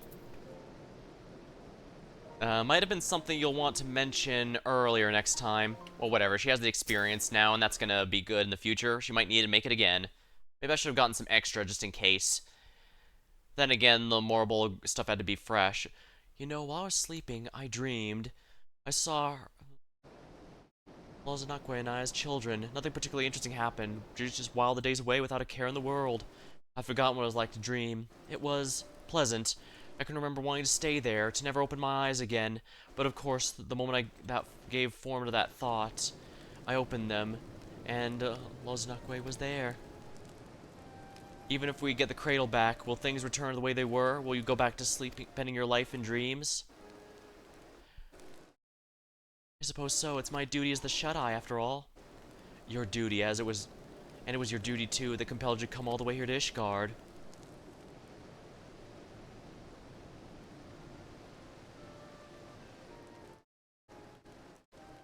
But no more. Hey, wait, what are you saying? I tried so hard to convince myself you were glad spending so much time asleep, but being on the other side made me realize I was lying to myself all along. I don't want to return to life where you and I are bound together, but always so far apart. I want to go back to the happy days when we were by each other's side.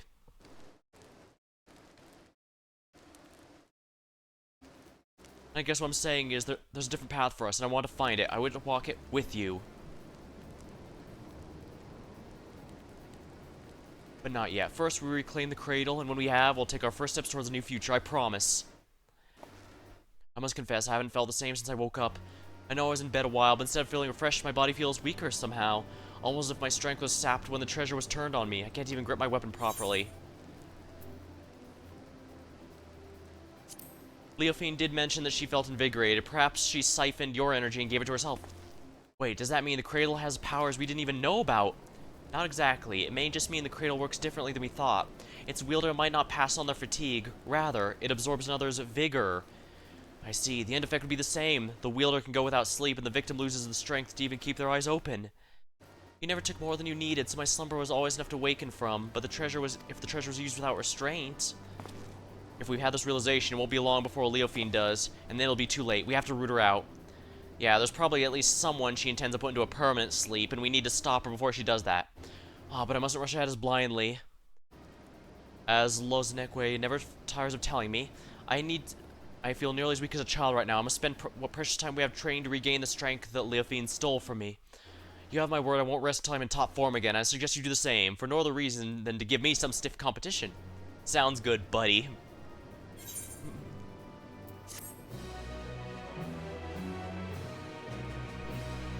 And again, thinking about it, I guess any of the tanks would have appreciated that.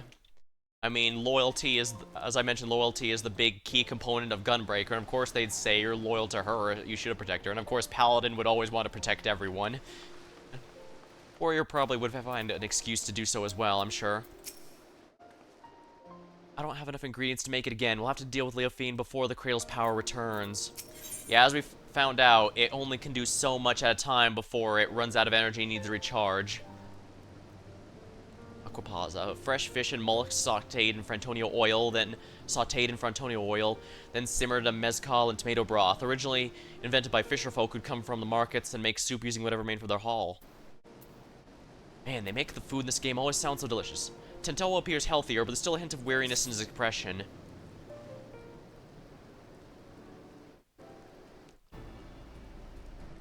You're looking strong, Coda. While I'm not my old self yet, I'm feeling better than that, better by the day. Still, there's much work to be done. I need to be even better than I was before if we have any hope of catching Leofine. I wonder what she's plotting with the rest of her cohorts. We know they aim to topple nations, but that's an odd way to go about it, don't you think? Why haven't their misdeeds in Ishgard extended further than the Temple Knights? We pondered the same question. Our best guess is a former Temple Knight herself. She chose this because she knew how to exploit their weaknesses. And she does seem to have a personal grudge. In fact, the whole reason every member so far has taken the user thing is entirely a very personal thing. So either the leader doesn't care, or whatever, or knows that whatever they are doing, it will help her goal. She's using her knowledge as a weapon, and we need to equip ourselves likewise. If we can learn more about her, we might be able to anticipate her next move. A good plan, but I have to admit I have no idea where to start. Should we ask Firmalbert? I already have. He said he never knew her personally, and Knights in the Old Squadron... While he never knew her personally, the Knights in the Old Squadron might be able to shed light into her past. Some of them even now patrol the city, and he's been a great help in telling me where they might be. Ah, you've been busy. Well, I can't remember last time I was awake this long. I didn't want to sit around until I got tired again. Well, we're all the better for it. Since you gather information, it's only fitting I do the legwork. Just tell me where the Knights are, and I'll speak with them. Good, but Ishgard's still an unfamiliar city for both of us, right? Although he told me where to go, the names and places mean nothing to me. Luckily, we have Coda as a guide. You'll go with Tintoa, won't you? Sounds good to me. I knew we can count on you. Alright, take note of these locations.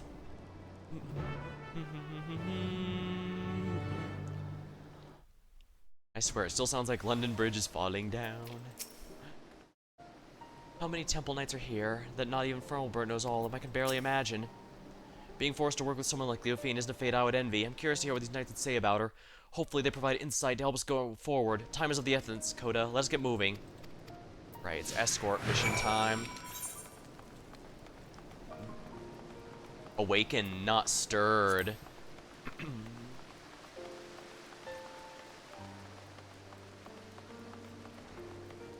Seems logical to go here. Congregation of our Knights Most Heavenly. Oh, it's up, isn't it? Yeah, it is. Alright, not a problem.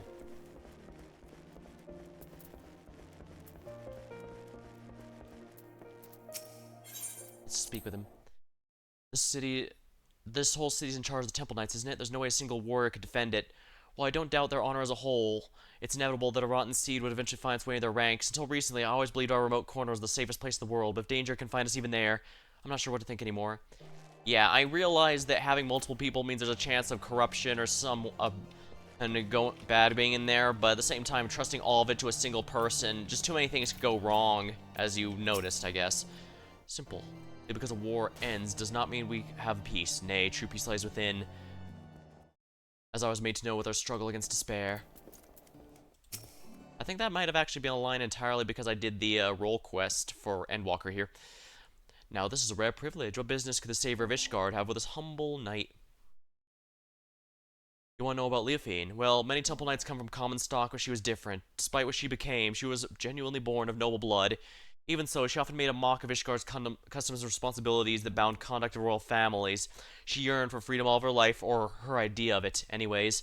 Although her deeds caused her to be expelled and stripped of her title, she may have actually desired that outcome.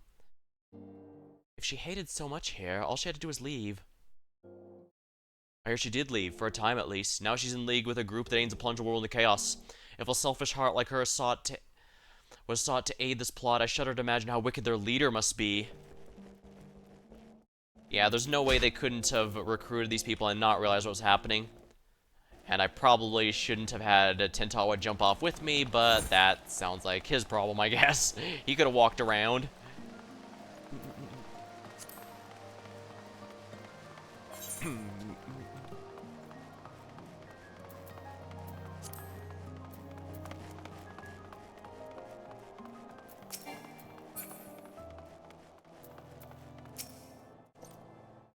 Do you require aid? I must keep watch, so forgive me if I don't engage in idle chit-chat.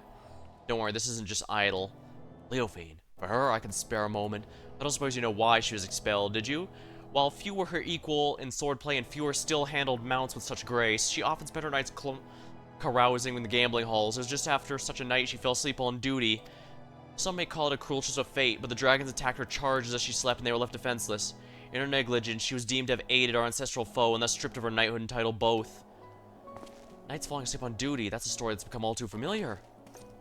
Given what happened, I've no doubt she came to fear sleep, yet now she's conquered that weakness, and she wields as a weapon against us. She may even believe herself to be beyond reach of mortal danger, yet she's only deluding herself. In time, she'll be made to answer for her deeds.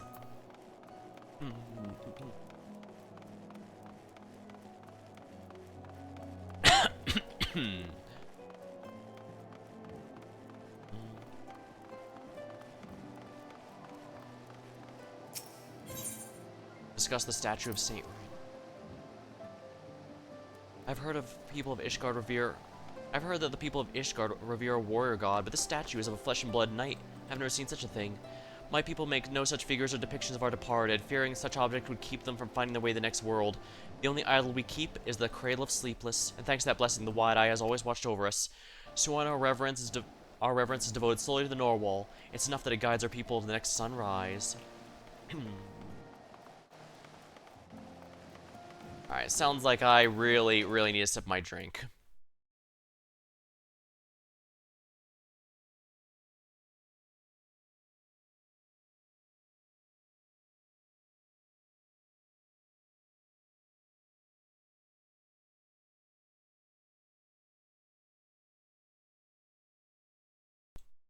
There we are.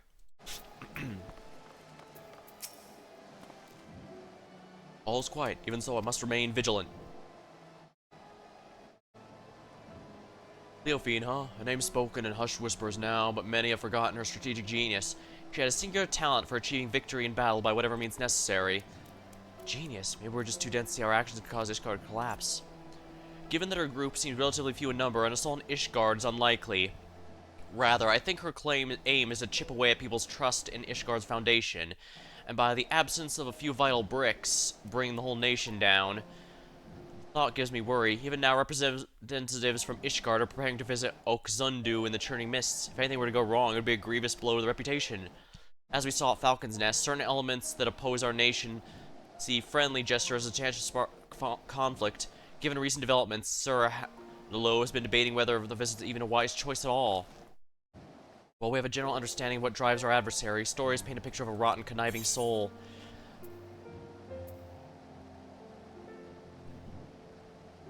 Well, good news is we know enough to guess her next move.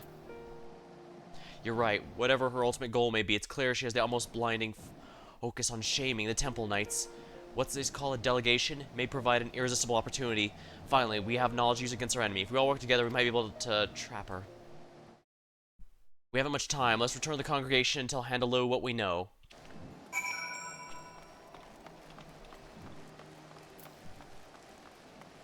Alrighty.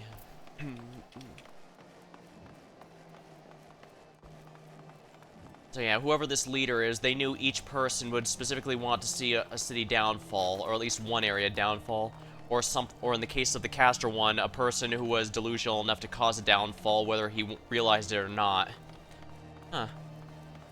Okay, yeah, I'm starting to get a big picture of exactly what the leader's after, but we still don't know why they want to do this to everyone.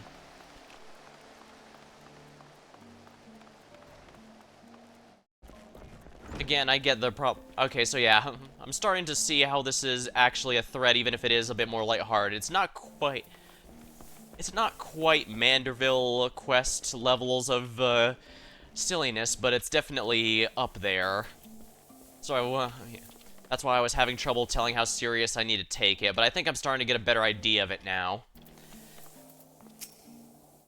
I joke about how it took me 3 to finally realize it, but at the same time, it's hard to tell if something's a one-off, a pattern, or what. With 2, I could have potentially guessed it, but if this one was completely different, then I might have been messed up. So it's probably better to safely go with 3 before declaring it a pattern. You are ever welcome at the congregation, Coda. I'm well appraised of Leofine's wicked deeds, and for your efforts to flush her out has been much appreciated. And this must be Master Tintawa, who crossed the ocean from Tyrol. I hope you've recovered from your ordeal. I'm better than ever. Apologies for taking up one of your beds for so long. Please, no apologies are necessary. On the contrary, the Temple Knights yet owe you a debt for all you've done. Which brings us to the purpose of the visit. You had something you wanted to discuss with me. Correct. I see you had the same doubts. The delegation to Okzundu would be an obvious target. I was but recently debating the wisdom of moving forward with our plans. Yeah, usually you just want to tighten up security and still do it to avoid looking weak, but at this point, and there eventually comes a point where it can be outright stupidity because, well, we don't have a defense against her weapon. We understand how it works now, but as you know, all of Ishgard falls under the protection of the Temple Knights. As such, 'tis we maintain strength and friendly relations with our 'tis only natural we maintain and strengthen friendly relations with our neighbors. The delegation's tasked with deepening mutual understanding of our unique cultures. Sonu Vanu, chief of the Zundu, was most eager to host. I've done the tribal quest line for the Vanu Vanu, so we should be able to make sure it goes smoothly. Yet so long as the specter of Leofine hangs in order, I fear visits might be unwise. Should any of them come to harm, our relations could be damaged irreparably. As we have no way of knowing if Leofine has caught wind of our plans, I'm of the mind of postponing it. It may be the most prudent course of action for the safety of all of us. This could also be the perfect chance to draw her out.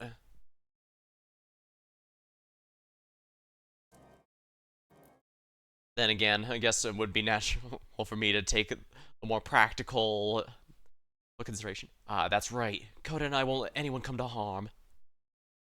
As long as you warn the Vanu in advance, they shouldn't hold the actions of a rogue against you. If they're truly your allies, I'll see the wisdom in your judgment. Please, send the delegation as planned. It's our best chance to capture her. And I'm guessing the fact we need them all alive, all these foes alive, is going to be irrelevant for the Master Role quest. But that one's not available. Yeah, that comes with the .1 update, I believe. So we got a bit of time. Yes, her words have merit. Thank you for your sage counsel, and you are right. The Zundu would not stand idly by while we suffer Leofine's hand.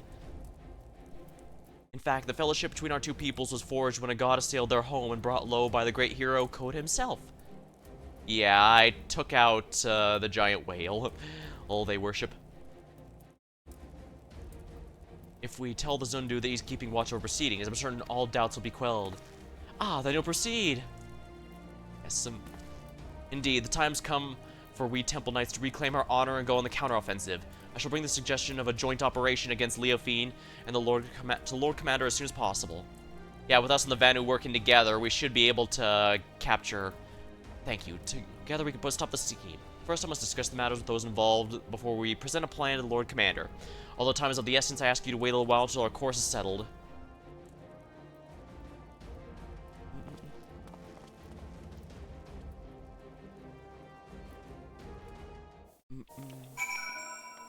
For the record, I am in the artifact gear, so I'm basically minimum eye level for it. Wow, I really need to upgrade my accessories too. But one step at a time, one step at a time.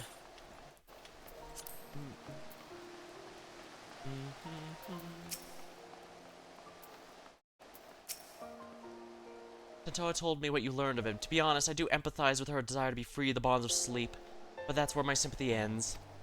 It's exactly because we must sleep that every waking moment's precious. A life awake is meaningless if we can't spend it with those we care about. I realize now I agree to defend the people I know nothing about. Tell me about these Zundu we will soon be visiting. They're kind of like the Hanu Hanu, with even more of a penchant for a metaphor. Really, two groups of such people so far apart. The world really is full of surprises. Even a single city is enough for a lifetime. Every day here's something that gives me food for thought. Like the story of the dragon song War, for instance. Generations of animosity between dragon and man that somehow ended in a rekindled friendship. I imagine a whole world like that, a world where there'd be no need for protectors. The wide eye watches not only monsters in the wilderness, but our neighbors as well. We barely even considered sending delegations outside of our village's gates. And the cold snap only made things worse. With everyone struggling just to survive, our every thought goes toward defending our scarce resources. But if we only look outward with wariness, there will be no hope to the future for change. No hope to build trust. If only there was a way to bridge the distance between us and greet tomorrow hand in hand. But maybe that's just a silly dream. Maybe. Either way, it's a beautiful thought.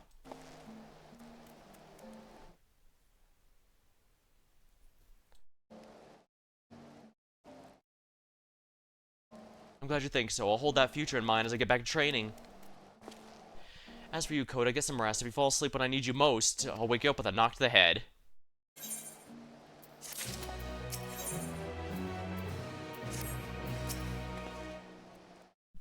Tento is finally acting like his old self again. I'm sure we're ready for whatever lies ahead. Dreams of a new day.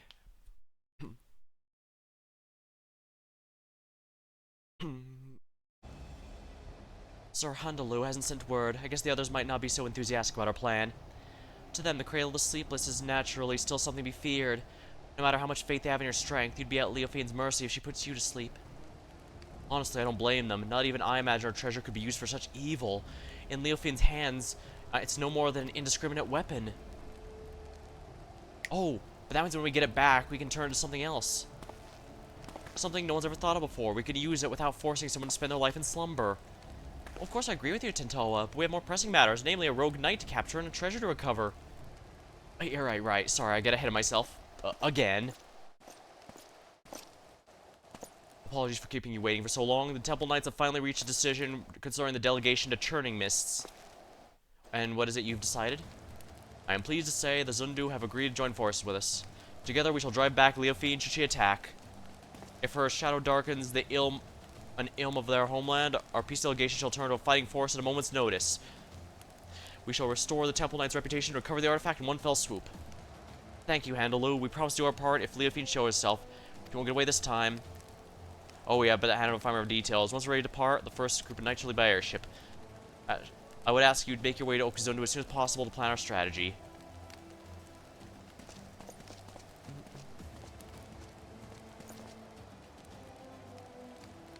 I'm coming too. I can heal your wounds, and when it comes to it, my staff can bruise as well as club. I'll gladly have you with us. I'm done taking on the world alone. I need you, and Koda too. We're stronger together than we can ever be apart. The cradle would never be stolen if I'd realized that from the beginning, and I want you by my side to ensure I don't forget it. Well then, we better be off. I'm off to meet this Chief Sonuvanu.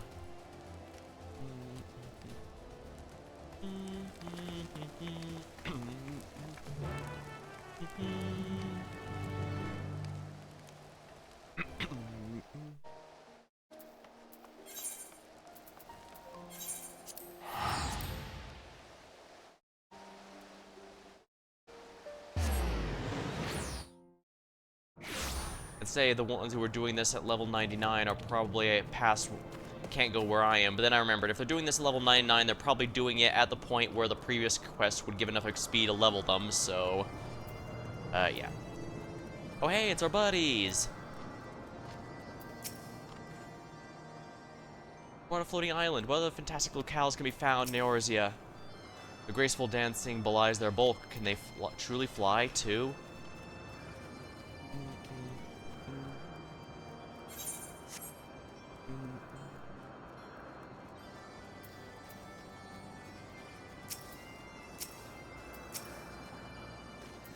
Hello, Sonuvanu. We're here to help out.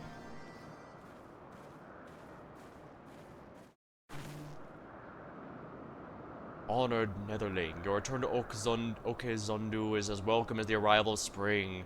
Sonu knows why you have come. Wicked hearts seek to bring chaos to our home, and so the Zundu shall rise to its defense if needed. As the sun's rays chase away the shadows of night, the Sundrop dance shall keep the tendrils of sleep at bay.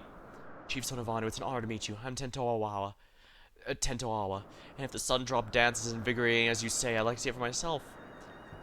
The Zundu shall dance before the Ishgard warriors upon their arrival. Brave Tentoa is welcome to join the proceedings. That was your original intent, right? I see. If we're to draw Lafine, it makes sense to pretend nothing's amiss.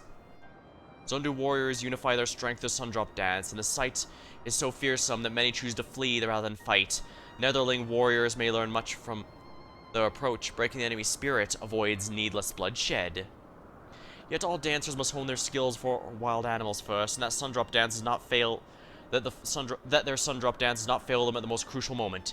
It is for that reason our dancers await the outskirts for the arrival. When the performance begins, it shall draw the attention of all, like a roiling cloud. Watch carefully for any who take advantage of that moment. After the dance is finished, Netherlings will present Zundu with... Chief Zonu, Netherling ship appears in the skies with a sudden Shuntar hurtling towards Earth. Swiftly descends, crashing down. Ship's markings are Ishgarden. The Zundu are unhurt, but wounded Netherlings pour from the vessel. Like a lightning bolt in the night, Leofine strikes. The Temple Knights were coming by airship, right? All Leofane had to do was lull the pilot to sleep. She saw right through us, and now we're on the back foot. Great winds can alter even a raging river's course. What matters is to stand strong, move forward. For now, we must offer aid to the Netherlings who come as guests. Right, let us go.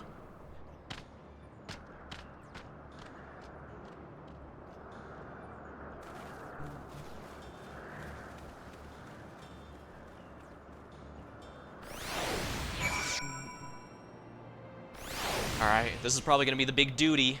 Yep, it is. We're fortunate that Leofane chose the outskirts of settlements to enact her horrible plan. If the ship crashed over Okazundu or even Ishgard. Yeah, if it hit any of the cities proper, that would have been even worse. But that also implies that maybe she had to work out a plan on the fly or something. Well, either way. I really do miss these duties. I was kind of hoping we'd have more in the main story, but I think that they cut back on them because the ones in Endwalker got a very negative reputation, which I think was honestly unwarranted. Ones like Come In From the Cold were genuinely great, and they even did warn that you'd need to set aside sufficient time for it because it's going to take a while, so it's not like they didn't warn you. Plus, if we're blunt, they're usually pretty easy, especially if you're a DPS like I am, where you're going to kill everything really quickly. Half the time I didn't even need to use my Reaper mode and Shroud mode, I mean. And if you're a tank, I imagine it's impossible. A healer, I imagine it's just straight up impossible to die. Oh. If this is the work of the Cradle, Leofane cannot be far. And this also means she's using up its energy before the big event. We must tend the wounded, but we won't let her escape again. This ends today, one way or another. It's time.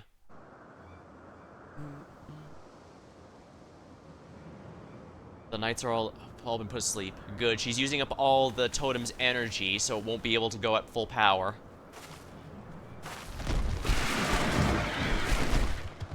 Right, you're a pet griffin, I see. They did say she was an unmatched rider. There you are, Leofane. You came all this way just to greet me. I am honored. I can only hope my gift was satisfactory. 'Tis a shame you'll not see Ishgard crumble. Alas, I can scarcely suffer rats that scurry around my feet, threatening to gnaw away my carefully laid plans. At least you'll bear witness to the dying breath of the Temple Knights flagging honor. We would sooner see that wrecked airship soar again than their reputation return to its former glory. Yet, even I did not foresee the Zundu would be in the ship's path. The Fury favors me, who would now trust a nation so careless as to put their neighbors at risk? Everyone knows you're behind this. People won't turn against each other so easily. Oh, didn't you see you there? The shut-eye, wide awake. Doubly armored am I that you came all this way just to meet your end. Enough. We're taking the Cradle back. We won't let your evil continue any longer. Such bold words. If I recall correctly, your people reaped great benefits from this artifact's powers, at the cost of someone's waking life. Your life.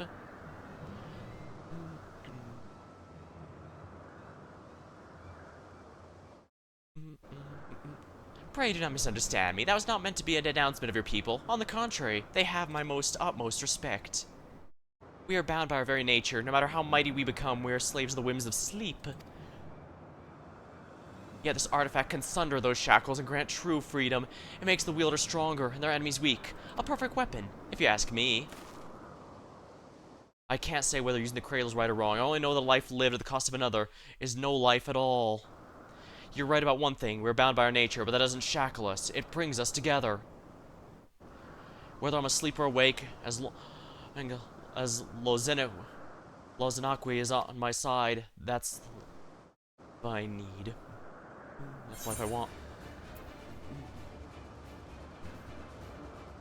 We'll take the Cradle back, together.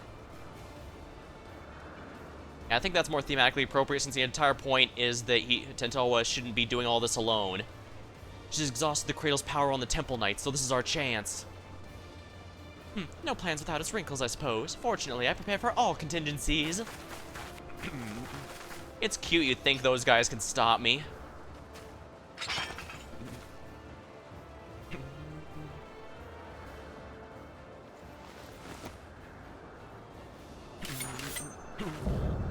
Unbound, Leofane the Unchivalrous.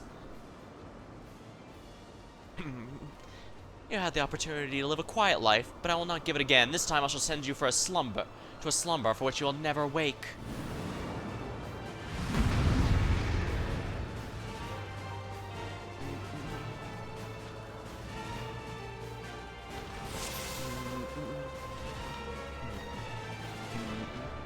Give back the cradle, or we'll take it back.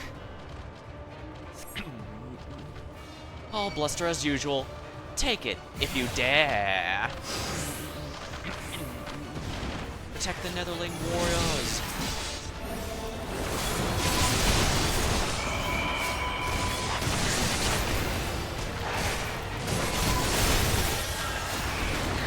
Why was to resist? Succumb to the burden of sleep and dream eternal.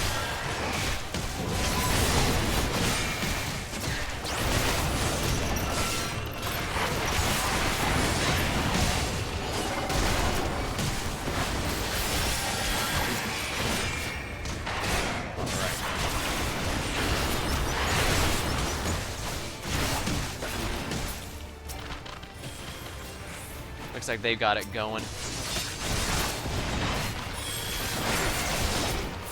Now, wash away darkness of sleep with the sun drop dance. Don't just stand there, kill them. Coda, defend our allies over here, and I'll take the other side.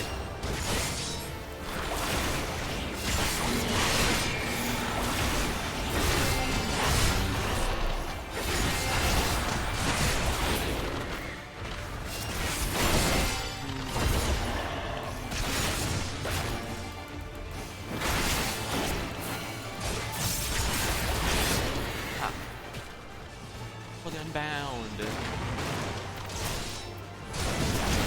Looks like you could use a bit of help, buddy. Witness the sun drop dance. Netherling warriors, awaken. Fearsome dancing gives rise to a swell of ether. The fearsome dancing gives rise. Pytha, what happened? We were attacked? Everyone's awake. The mighty Zundu protect Netherling warriors. Keep cautious like Galakat under the stormy skies. Heh, now you're all alone. This ends now, Leofane. Why am I cursed with such incompetence? Very well. Dance with me, wide-eye.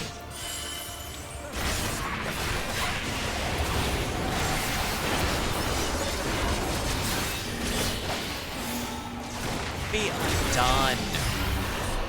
Jerk didn't even stay in my, AoEs. Take Cold Stone Power.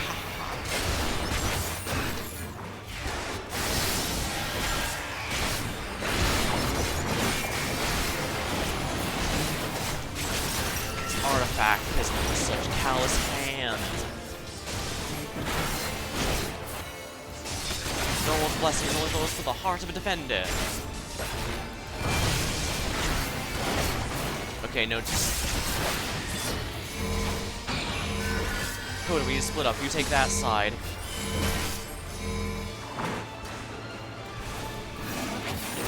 Yeah, good idea. I'll use my range ability here. Thank you both. Healing is on the way. Etheric Burst, let's weaken that, shall we? Yeah, I think that I knew that was a good idea. Now let's use my power-ups. Powered up mode. Powered up skills, shall we? Ha. I may not do DPS damage, but you cannot kill me.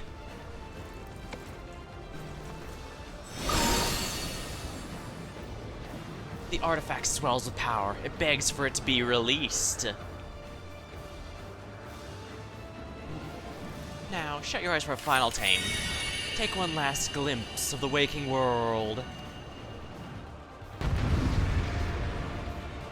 She's powered herself up.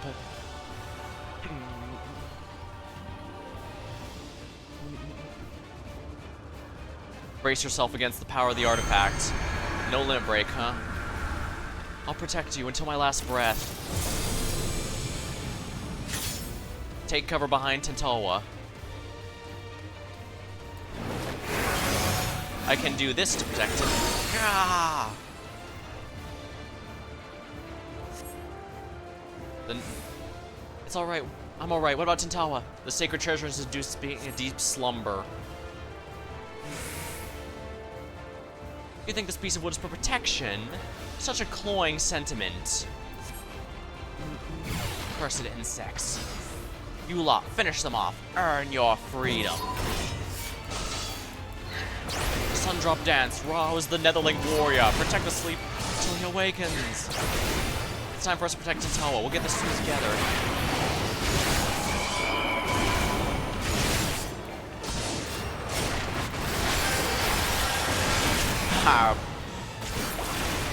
Oh, I see. Yeah, I need to block that. Excuse me.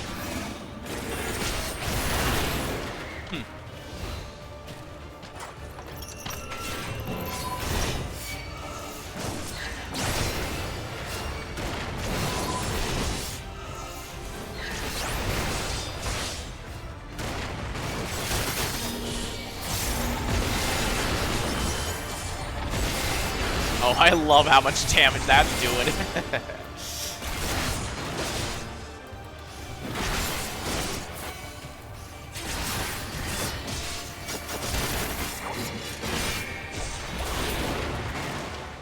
On your feet, Tantalwa. It's your duty as the Wide Eye. Their technique worked.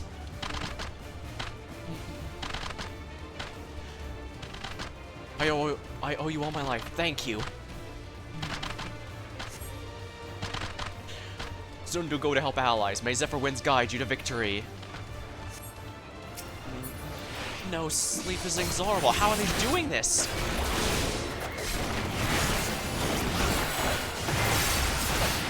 I'm far from finished. You will not withstand this. Yeah, you're gonna have to do a lot better than that if you want to take me down, buddy.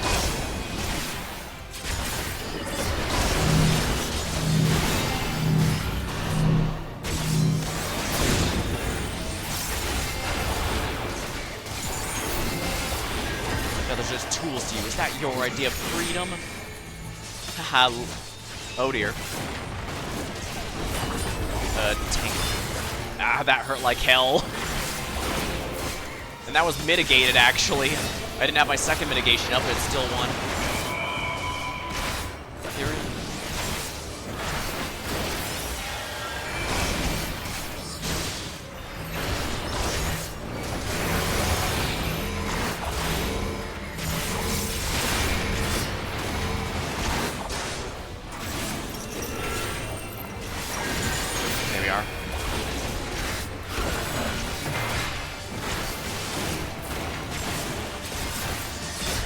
Poison dagger. Interject. Interrupted. Good. Enough of your insolence. Yeah, I don't think I didn't notice that you did something I can interrupt. Let's do this to make it easier. Dark Mind. Knew I made the right call there.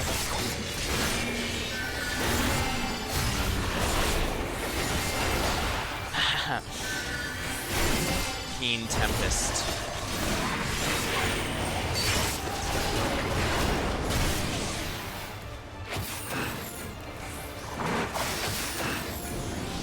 We got her.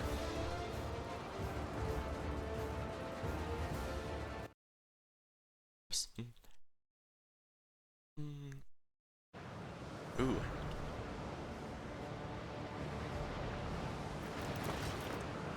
Back up already, are you?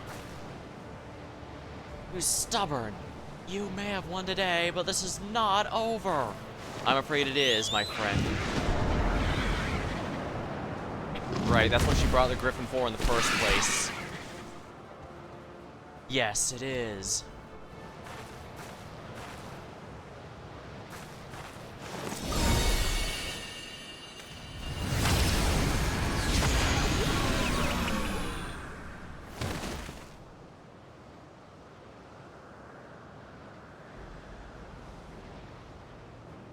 She's been using its power damn fool. She's been using its power non-stop. There's no way it has any charge left after all that.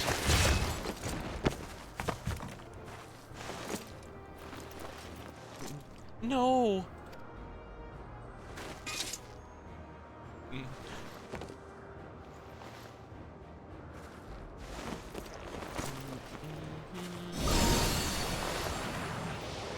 Say goodnight, Leofine.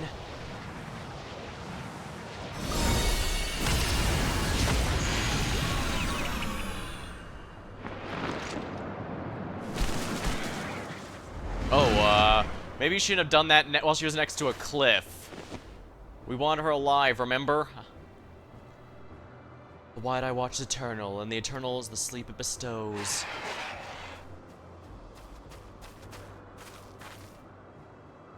We finally stopped her. Yes, but we have someone else to worry about.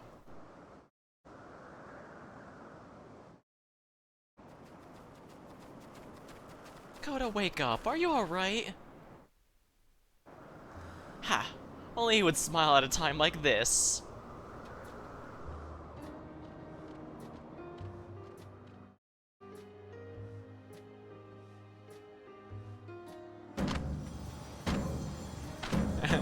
The waking dance.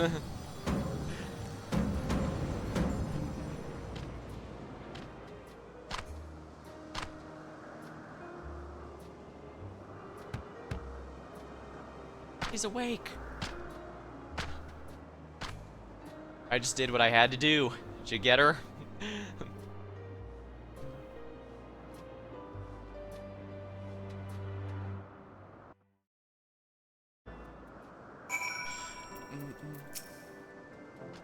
Netherling looks hale as a warrior in their prime. Good. Our wicked foe fled from Sundrop Dance like twilight before dawn. It's good to see you awake. Don't worry, you weren't asleep for very long, and judging by your fierce expression, the cradle didn't sap any of your trademark vigor. Your work is done, Coda. You did a commendable job as our shield, and now we can lay down your burden. It's thanks to your bravery I was able to deal a final blow, and with the cradle back in our possession, I think we consider this expedition across the seas a success. The Zundu helped us gather the wounded and see them off safely to Ishgard. We couldn't have done it without you. Netherling protect allies as fiercely as Gallicat protects kittens. Zundu are moved by your might. You were equally impressive. I should learn the Sundrop dance myself, though I won't strike a figure half as fierce as yours.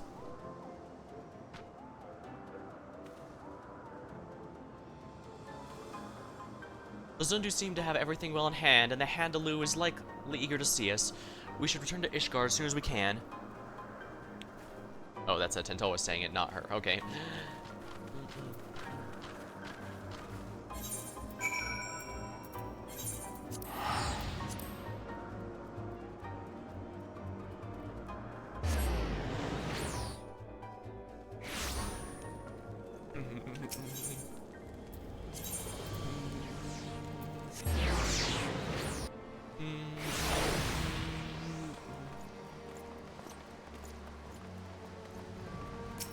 Gunbreaker. Looks like this guy's also doing the quest.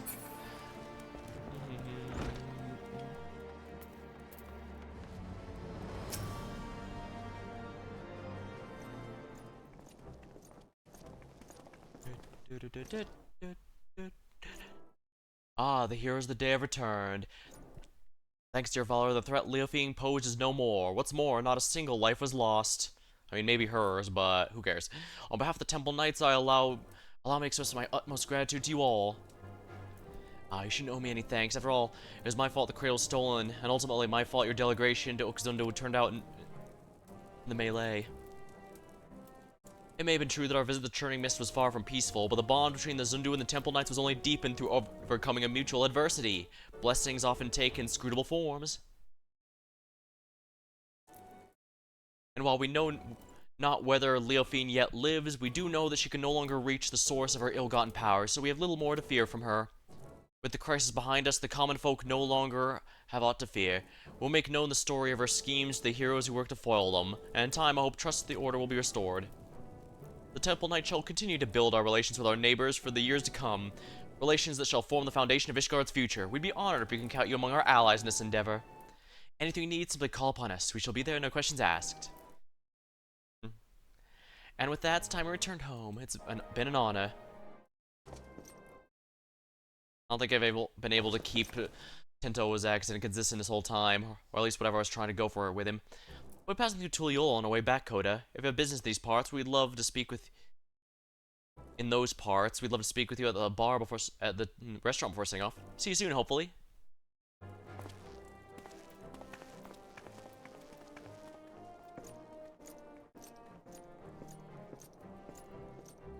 I think even after all this time, I still think my tank glam is my favorite. I use it for Gunbreaker too, but... Let's see here.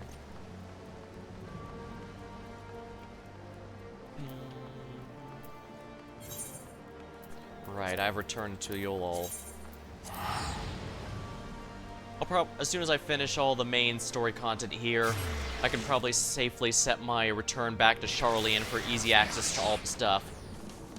Most will usually just set to that or Limsa, since the market board and retainer bells and all that are right next to Aetheryte in both those cities, although Limsa is probably a bit more popular simply because it's a starting area. You can meet with anyone there regardless of story progression, while Charlian, you have to go all the way to Endwalker stuff, but Charlian does at least have the bonus that the in-room is very close to the starting Aetheryte, which means you can change your glams pretty easily anytime you want. Always very nice. Fashion is true endgame, after all.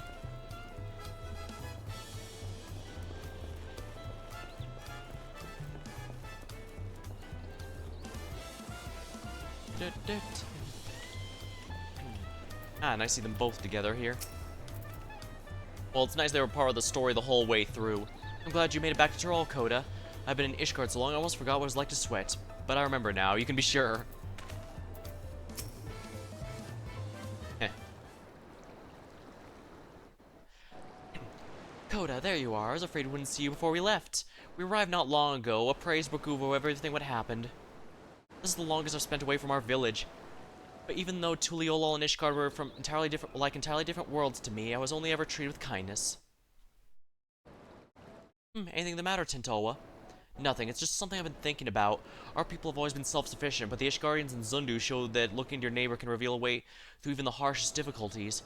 And you heard Handlo. Well, the bond between Ishgard and Zundu was only made deeper through a shared ordeal. To trust one another to a degree, I think that's a goal we should all strive towards. We all have at least one friend like that, don't we? He who bends his ears to every note of the Norwal's lullaby without a shade of fear in his eyes. Thank you, Coda. For believing in us, believing that no matter the outcome, your actions would not be in vain. In doing so, you taught me the worth of fighting alongside allies you could trust.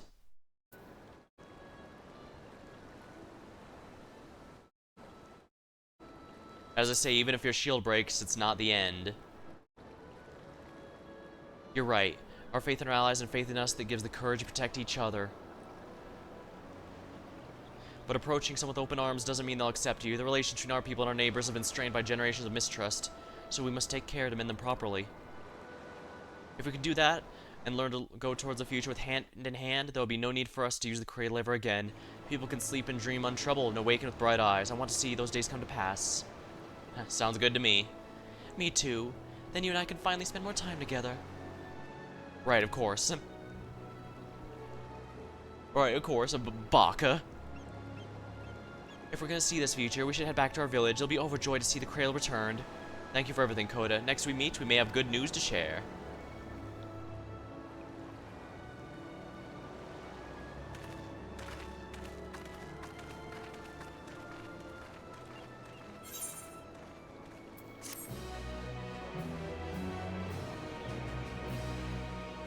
I'm gonna be honest, I genuinely think that's my favorite of the role quests so far. No sleep till Tuliolol.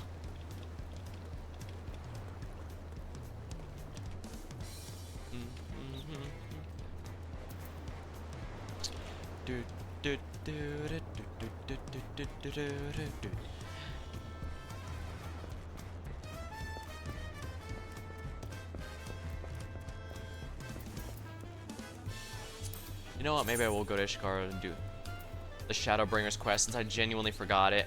And that's not good. I played Dark Knight a lot after all.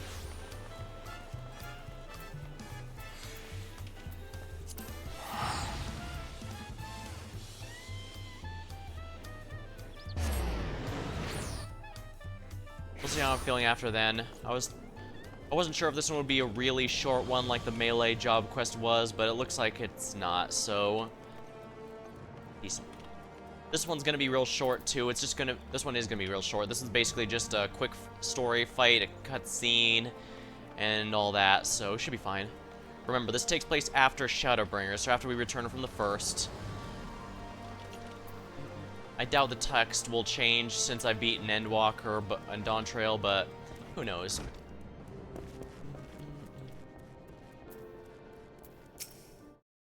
I thought about the path and whether I want to walk myself one day, but everything that happened with Mist, I might want to pursue Conjuring instead. Sometimes we have to do bad things for good reasons, I know that, I do, but I'd rather avoid if I can. If I was a better healer, maybe I'd have more options. That Pajali, Isumiyan, I could remember. Yeah, that's references something from the, job quest, Our Closure. They'll tell you are 1 and you are 2. You can choose. Ah, Coda. So happens I have a letter for you. Before we talk about that, would you mind telling me what you've been getting yourself into lately? You and your silence. Have an inkling, perhaps. I went and saved another world, as it happens. Come again? Reflection of the source, parallel worlds, sin eaters. What the seven hells are you even on about? Something tells me this is only gonna make any kind of sense if you walk me through from the beginning, step by step.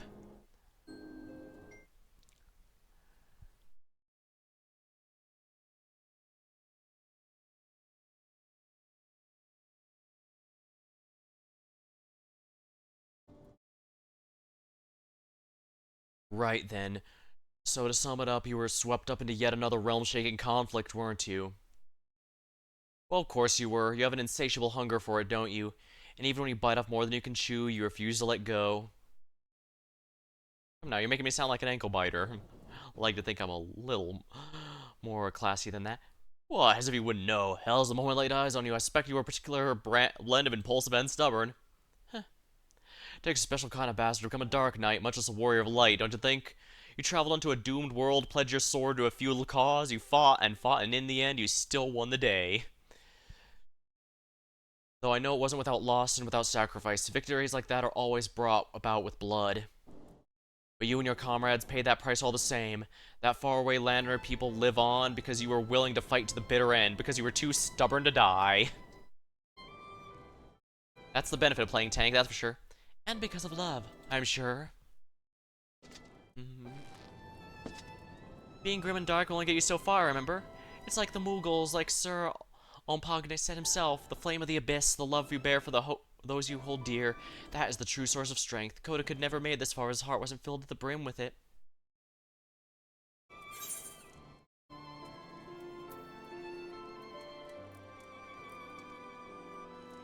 I'd sooner pose that question to Sid. Let's be a cheeky bastard. Let's not say we did, huh? I'm sure that Thancred fellow you mentioned would provide a far more meaningful and interesting response. Having to look after the reincarnation of his surrogate daughter is certainly, though I suppose on some level I can relate. Why? I've not once thought of you as my father. Well, no, we're not the same race, so of course no one would even look at us like... Why? If you want to put a label on, what would you prefer? Master and disciple? Manservant nobleman? Sid. Oh, Chocobo's ass whenever damn well like. God, it can be so daft sometimes. Hey, what did I tell you about calling me that? Children, am I right? Best we give her a moment to cool her head. For now, let's go to the letter I mentioned earlier. It's addressed to you, but who penned it I cannot say. It was delivered to me by a young woman with a broom. Melanie, I believe her name was. She said she'd seen us out with you out and about in Ishgard before and reckoned that if she left it with us, you'd eventually be around to pick it up. I mean, I wasn't expecting it to take 2 effing expansions, but I mean, here we are. Before you ask, no, I've not taken a peek, so its contents remain complete and utter mystery. As for the sender, you'd have to pester Alunia at the Holy Stables. Now, if excuse me, I've got an angry girl. Hold. Bye.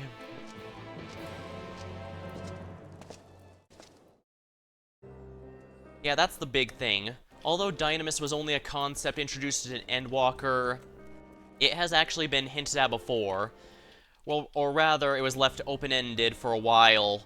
Dancers, they explicitly said it was not ether or magic or anything like that that was powered it. It was emotion, raw emotion that powers Dark Knights as well. The Mughals directly said it's not through hatred passion. It's love is also love, affection, and determination. Heavy emotion was what Dark Knight Dark Magic was powered by.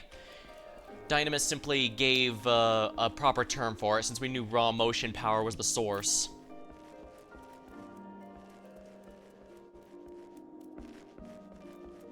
Unsigned letter. Within the sealed letter envelope is paper, which you unfold a message written in strangely familiar scrawl. Quotable, you'll forgive me for the correspondence and secrecy. You helped me in a way once upon a time. In the past I said as much, and so here we are. Feels like a lifetime ago, come to think of it. You've been through quite a lot since then, accomplished incredible things, and I like to think that in some way it was part of your journey. Far from the best, no doubt, but for me, my own journey, I think it's safe to say you've been, well, no words describe it. I've done things, made decisions looking back. I can't help but feel more than a little foolish, but such is life.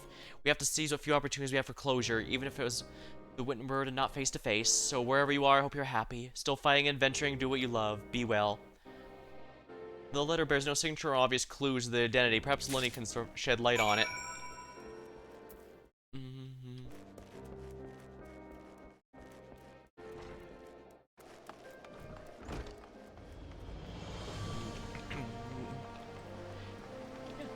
The only thing I kind of miss about the old Dark Knight attacks is that stuff like Power Strike and other removed and Scourge, those were slow and powerful heavy attacks, with stuff like Soul Eater and Carve and Split being later skills moved on, and they were much faster. So it seemed like at first you were just swinging your sword like a heavy blade of metal, but later on you were moving it much quickly like someone out of Guts from Berserk. And that was a pretty cool progression to go through.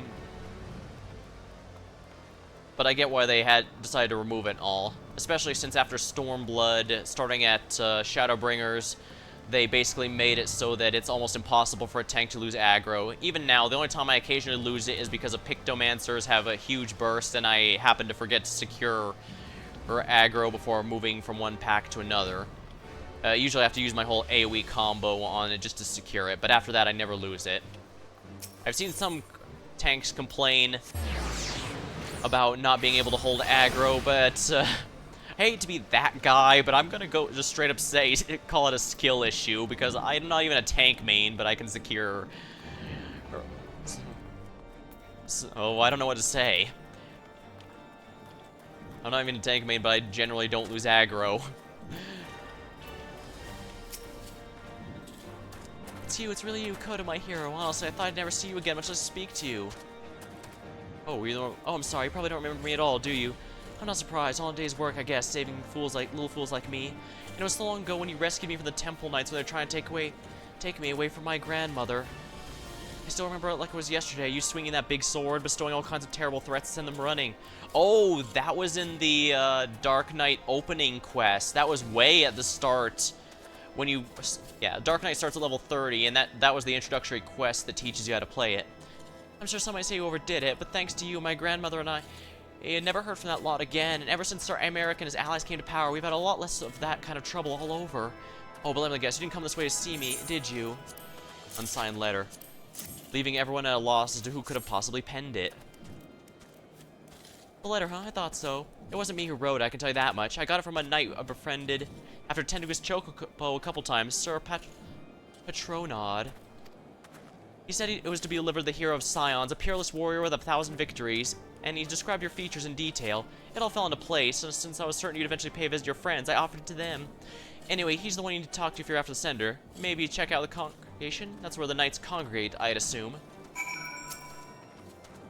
Looking back, it's all such a blur, the way you stood up to them, the way you moved through Blade whirling. It's at times as though there were two of you.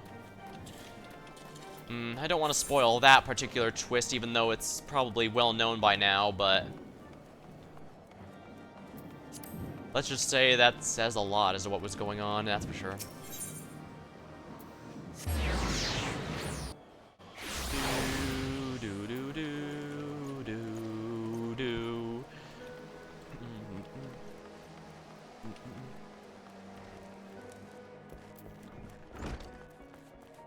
Probably have to go upstairs, so...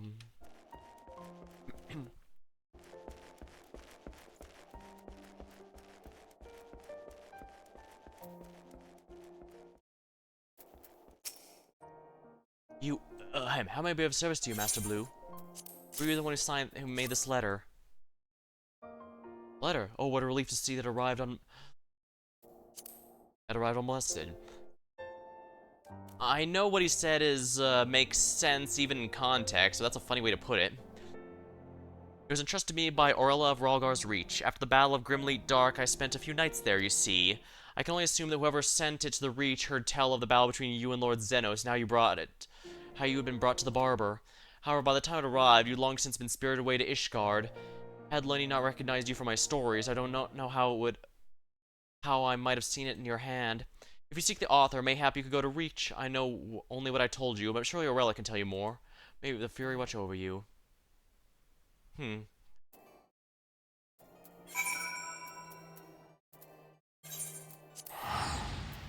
Rhalgar's Reach. The big main hub area for tome stuff and Stormblood. Even now, if you're doing Stormblood content or just need stuff to help level through through Shadowbringers afterward, this is a good place to start.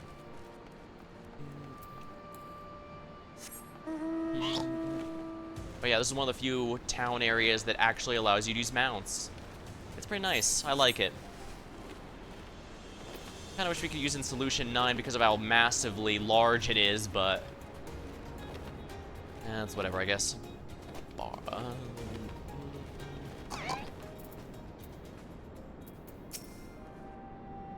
A pleasure to see you. Lost that long-haired boy of yours again. Actually, I want to know if you were the one who penned this letter? Is it? It came with a shipment of supplies for the little amigo, as I recall. I can only presume the sender was hoping Commander Hex would see it to you personally, but I'm not surprised it escaped her notice, given the chaos of Grimmill Dark and after. It found its way to my medical supplies, and as you well know, I decided to let the Ishgard Knight take care of its delivery. In any event, I advise you continue searching Little Alamigo, and if you know anyone there who knows aught about it, it would be Gunnobald.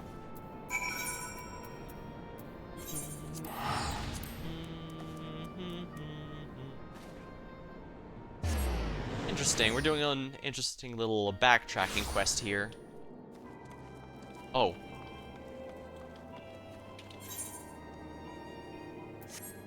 Little Alamigo, not Mordona. Oops. Man. It was neat going to the Scion HQ every so often to hear, but now the Scions are officially disbanded, we have no use for it anymore. Little Alamigo is basically a hole in the ground, unfortunately. It's basically made by, if I remember the lore right, it was made by refugees from Alamigo after it was taken over by the Garlemald over around 30 years ago or so. It might have even been longer, I don't remember, genuinely don't remember the exact timeline. As you can see, it's not exactly the most well-kept area, despite having been around for a good while. And that's basically because the people here couldn't go to Ul'dah because they can only take so many refugees. And they also couldn't go, but they also couldn't exactly build up here because the trade routes and stuff don't go this way, but they also didn't have anywhere else to go, so they kind of had to make use of what they could. Luckily, a good amount of them were able to head back to Alamigo proper after recruiting in Stormblood. Well, Makoto, I was not expecting a visit. What brings you to the Southern Thon? Are you the one who wrote this letter? Ah, you seek the author of it? If you read it, then you know their heart, what you mean to them, and how you change your life for the better. It's a feeling I understand all too well, which is why I agreed to send this letter and the supplies for Rhalgar's Reach. Yet, you were never one to let a mystery remain unsolved, were you? You seek answers and closure, I will not deny you this. At the Red Rooster Stead in Lower Nonoska, you'll find a man named Godard. Go speak to him. Perhaps you'll find a measure of peace. There was a time when I feared for you, divided as you were. A man at war with his friends and himself, but I can tell that you have since reconciled. That is well.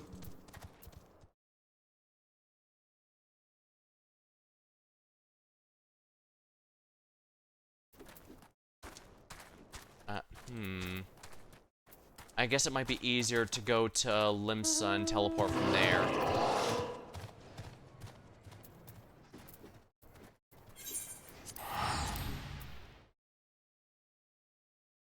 This is sending me across the entire continent.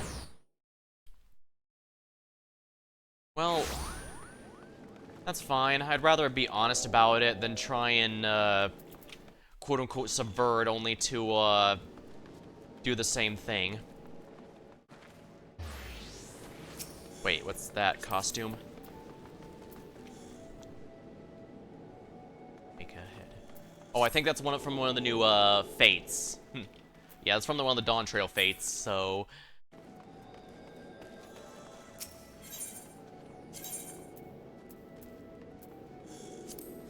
Lower Lenosha. There we are.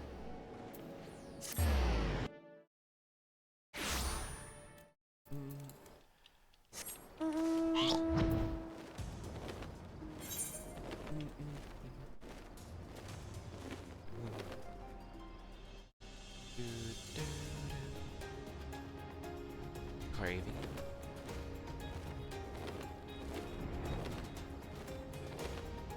Closure.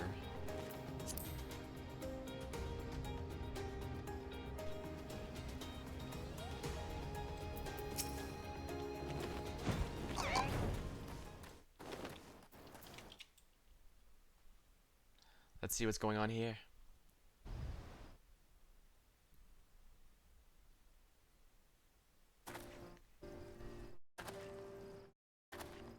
Oh god, it's you. But why are you here? I'm seeking someone who wrote this letter. You don't really remember any of it? The Kieran bandits? A certain merchant who may have overstepped his bounds with just a trifle? You were a bloody mess when you turned the dry box to my wares. I do mean bloody. I say, is none of that ringing a bell, really? Not even the part where I refused to thank you and demanded you pay restitution property for you yourself returned to me. Seeing as I already confessed it, let me reiterate, it was indeed me.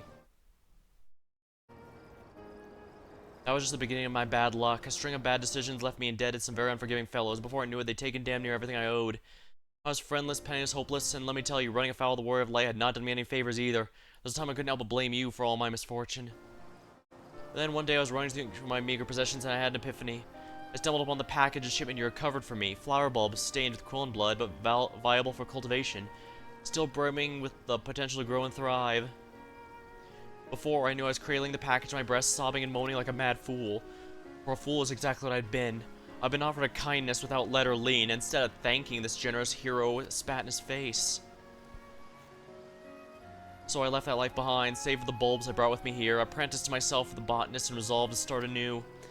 And wouldn't you know it, the stubborn little fiends finally bloomed for me. I suppose it's only fitting you'd show up again that very day. I have 1,000 regrets, but none greater than how I spoke to you. This is not to beg for your forgiveness, but to tell you how you changed me for the better. And thank you for the opportunity. Oh. It means a lot to me to know I made such a difference in your life.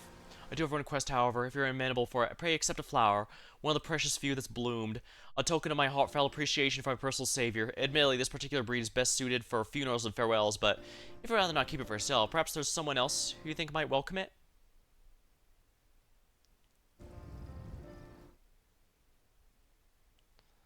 Our long-lost friend.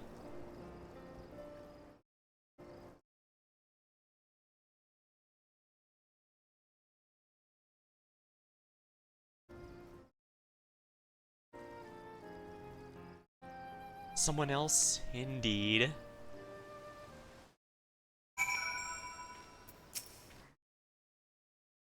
I'm so grateful I finally had a chance to apologize to you. I but wish the flowers I have to offer were not the sort primarily associated with mournful occasions.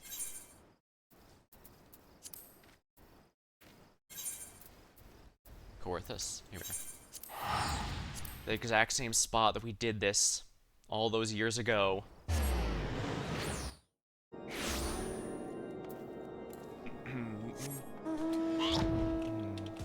There are many reasons Dark Knight is my favorite tank job. And some of them, like Living Shadow, are ones that I have a hard time giving up, even though others like Gunbreaker are genuinely enjoyable to me as well. They're probably going to add another one in the next expansion, and who knows, that'll probably be fun as well. I have noticed the devs are pretty good at making each new job extremely satisfying. I didn't play Viper too much because I felt like Pictomancer was a lot more fun, but I do genuinely love Pictomancer. It's my new favorite caster. And while I don't main Viper, some of my FC mates now main it, and they genuinely can't get enough of it.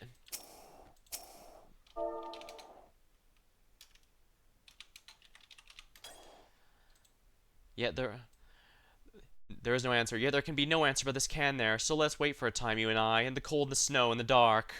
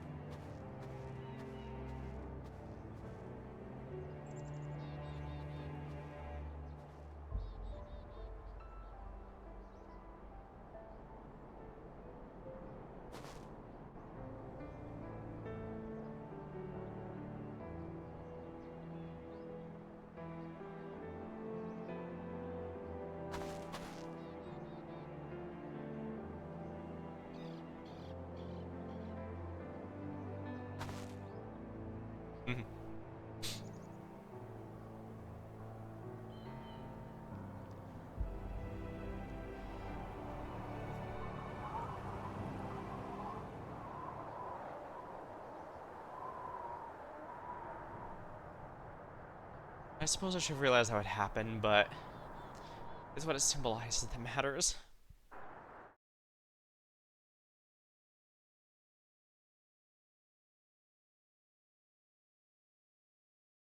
Clever, clever, clever. Are we just playing it by ear? No matter. I wanted this once, more than anything. A chance to speak and be heard. But neither of us needs it anymore. And if we were to look deep within ourselves, we'd realize we never did.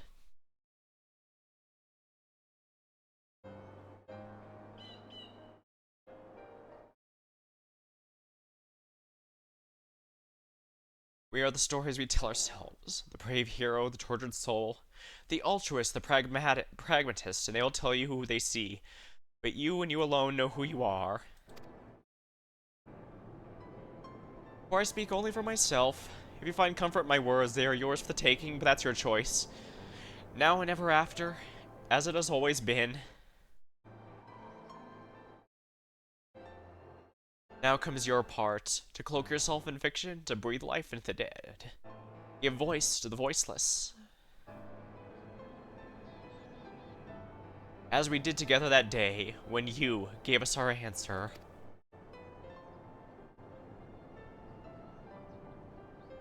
Was it ever mine?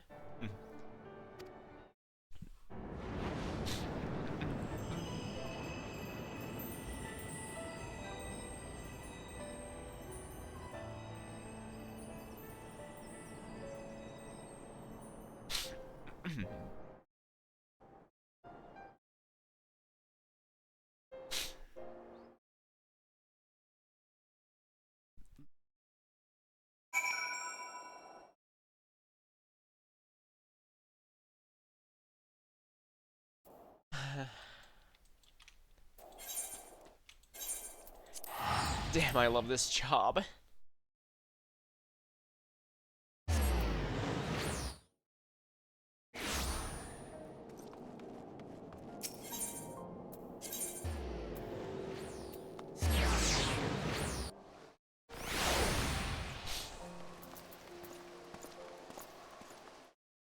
I've taken to expansions, but I'm glad I did this one. And perhaps it's best I don't stream, even if I get to show myself crying in promotion like this.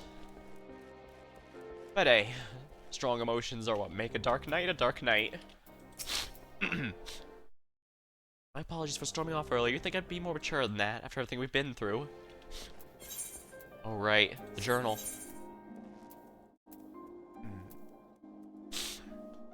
Here we are. I realize another step here. Right, I forgot. One thing I missed until someone pointed out to me is that the journal for the quest, even the journal for the Dark Knight quest, it is written differently. Usually it's just a reflection of what happened, of course, just a recap in case you put the game down, for example, come back for a bit and forget, or if you do something else for a while. However, for Dark Knight, it's written a bit different. After sparing a few moments to chat with extraordinary adventures of first, Siguru informs you that he has come possession of an anonymous letter. Out of respect for privacy, he has refrained from opening it. After he takes his leave to chase after a rather annoyed Rael, you leave it open. But if you're reading this, then you know how the story goes, don't you? So now comes the choice. You hold the crystal close that we may enjoy these moments together, or put it away and pretend I was never part of it. That I was never really here. Indeed. The... the journal has stuff like that. In fact, you probably might have even noticed something weird about the UI from directly saying, you can't expect anything else from that, can you? Now, there are many reasons Dark Knight is considered the best job quest story of all of them. And I am absolutely in agreement. Helps that it very much feels right for me. Coda Blue, you'll forgive me. Oh yeah, it refills it. The cryptic letter speaks for itself. Perhaps Lenny, the woman who delivered it, might be able to shed light, or at least help you find. Off you trot. Put one with the other. At least help you go with the motions, but one foot in front of the other. Over again, off you trot. Turns out it's not another than the girl you rescued from the clutches of the corrupt temple knights a lifetime ago. She's not, however, the author, and explains she received it, who stated that it was delivered the hero of the Scions. It could seem a visit is in order. She didn't know, of course. How could she? That not even how many of you there were that day. Are you? But never mind that. You have a search to continue. Sir Petrino was no more another link in the chain, having received a letter from Morella of Ralgar's reach. Like you, he'd been injured at Grimly Dark, and so spent some nights there convalescing with her in our care. If further answers will be found, I'll be at the barber. Do you remember him? I do. Not by name, of course. He didn't have one when the tower fell. That's how those things often go. You do your bit, only later fill in the gaps to piece together the picture in distant hindsight. What will your legacy be tomorrow? The day after? The day after that? After clarifying you're not come in search of a lost child again, Aurella explains to you the letter came in a shipment of medical supplies from Lil Alamigo. She can only assume the author intended for Commander Hex to take charge of it and deliver it to you. And so you depart from Southern Thon to retrace the journey. And Aurella's just another step down your own journey. Will you remember her? What about the names of her ledger? Conrad Kemp, Meffred Nord? Ah, but they were doomed from the first, a part of you whispers. Inevitable deaths on the road to foregone conclusions. Say if this hardened heart in retrospect. You'd be wrong, of course. Never had to be this way. The world's exactly as we choose to make it. Gundobald regards you thoughtfully and states the letter speaks for itself, which is why he agreed to send it on the author's behalf. However, if you're unwilling to let it lie, if you seek answers and closure, he'll not deny you. The man at Red Rooster Stead and Lauren Nonosha may be able to help you find a measure of peace. Now, Gundobald, having seen you at your best and at your worst, he's seen you when you were 1 and when you were 2. He could tell you that someone else wrote the letter, if that's what you'd like to believe. Yeah, I remember him now. He was someone you helped again back in the at the start of the Dark Knight job quest. So yeah, I remember now. He could tell you someone else wrote the letter, if that's what you'd like to believe. It'd be— whoops. Keep bumping the mic here. It'd be a turn, sure, but we've seen stranger things, or he could continue to regard you with the same mixture of concern and fear that bubbles the surface, and you could go to Red Rooster Stead.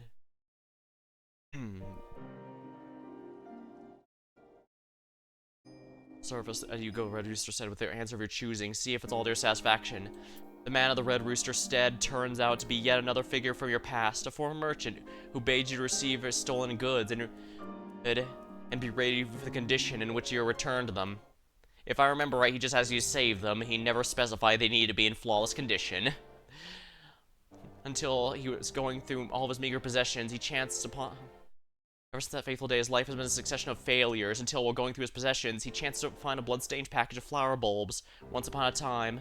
Thereafter, he resolved to become a botanist and start anew, and have a humble token of his appreciation, long overdue. He offers a flower, but it's not for you. Another nameless face, now named, then conniving, now humbled. As well he should be, no? I gave him a right talking to, or you did. Your choice. And after a string of bad luck, he's since turned over a new leaf, found a flower, suitable for funerals and farewells. I told you before, or you know how the story goes, don't I? Come and see, Coda. Come and see. Say a few words and offer a flower in memory of— well, a memory. Now go, and don't look back. It's been a long, strange journey filled with all kinds of up and downs. Your journey, to be sure. But like I wrote before, I'd like to pretend I was an important part of it. Vanity, But how can I not think of the legacy now, when we've been to the first and seen firsthand the lengths to which man will go to be remembered? I want to believe, I need to believe this was not for nothing. That I changed you for the better, as you changed me.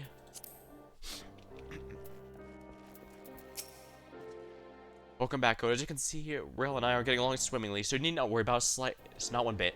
Now about the unsigned letter, did your grand search leaders lead you where you're coming? An old acquaintance, it would seem. Not friends as we're not close, but someone we knew. That's so. Well, glad to hear it, I suppose. A dark day's night. Well, aren't we a creature of habit? Not much reason calling us. Here we are, seeing how we get it on. What are your thoughts on the final days? Ah, that black business. I've heard the same as everyone else, we'll just say not much. You and yours have been involved, I trust. Yeah, we had to stop it. To the edge of the great expanse and beyond. I won't pretend to understand how any of that was possible, but I've no doubt it played exactly as you said. And so, having saved the life we know as we know it from oblivion, you return to your dark night stamping ground, see if there's any less cosmic villains in need of a firm rebuke? Yeah, pretty much. No rest for the righteous indeed. You'll be disappointed to hear that things are fine for the most part. Likely due to you going and playing hero. Aye, not much has changed. Much of the frustration of many, as it seems. Like Rail in her height. I swear every day she's trying some new trick she learned from her friend's sister's cousin. Children always eager to grow up. I was too, I suppose, like everyone else once was. Listen, Coda, I don't know if you came back hoping I had some final pearls of wisdom to share. Something put all in perspective, but if you did, you were wrong. You know everything you need to know already. You bear the sword and the promise, memories and dreams of your own and of others. You stand for those who have no one else. That's all there is to it. There's no path or guide to walk or guide to follow. What strength and meaning you derive from that struggle is yours alone to find. No one else was ever the writer. It's always been your story. So go and live it. Let me get out, Frey. Keen stroll to memory lane. Frey was the second star pupil Sir Ompogne took after me. In our master's words, it was like smoldering campfire, whereas Frey was a frozen lake. An unquenchable thirst. For knowledge, study of conjuring in addition to our dark arts. It's well he did, otherwise he might not have been able to sense Real's potential and train her as a healer. Why Condry? I once asked him that. He shrugged and smiled and said, when you're coming apart at the seams, who else to make you whole again? That's who he was to me. Who he was to you? Well, you'd know that better than me. How fair you two. It would seem the Countess's crusade died with her. No one sought us out since that day. Even so, I don't expect peaceful days to last. As long as there are those who pray on that we can help us, there will ever be a need for knights such as we. But I worry for Riel. I cannot abandon her, yet I would not have her be a party of what will What? Her? Walk the path? But she's just a...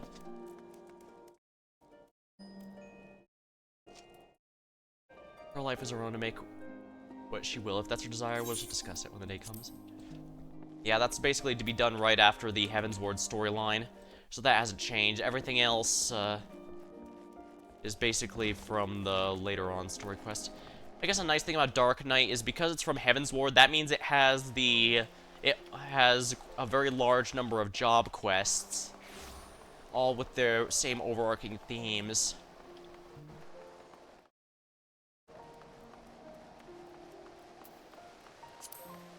I wonder.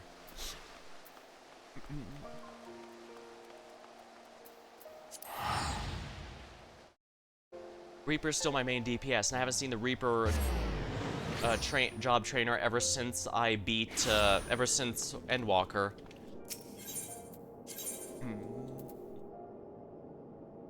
Perhaps I ought to pay them a visit.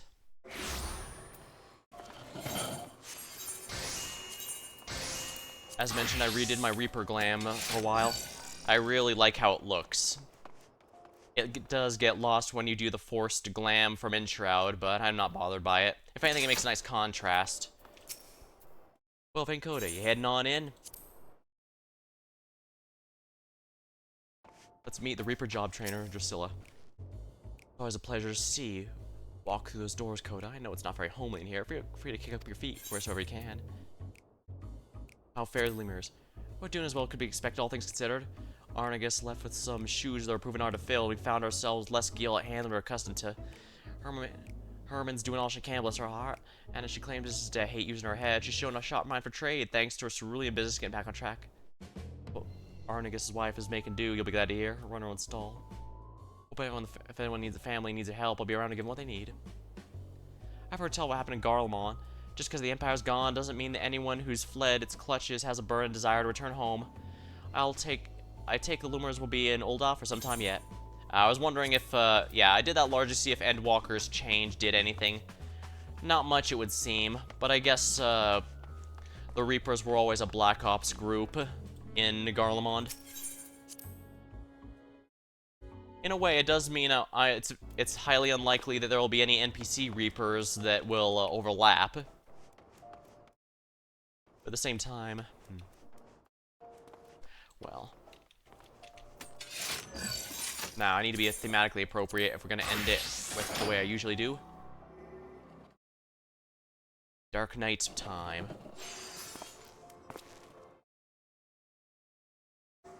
Hopefully the new tank... Hopefully any future tanks will still be very fun, but for the moment, at the very least, I'm definitely still on Team Dark Knight.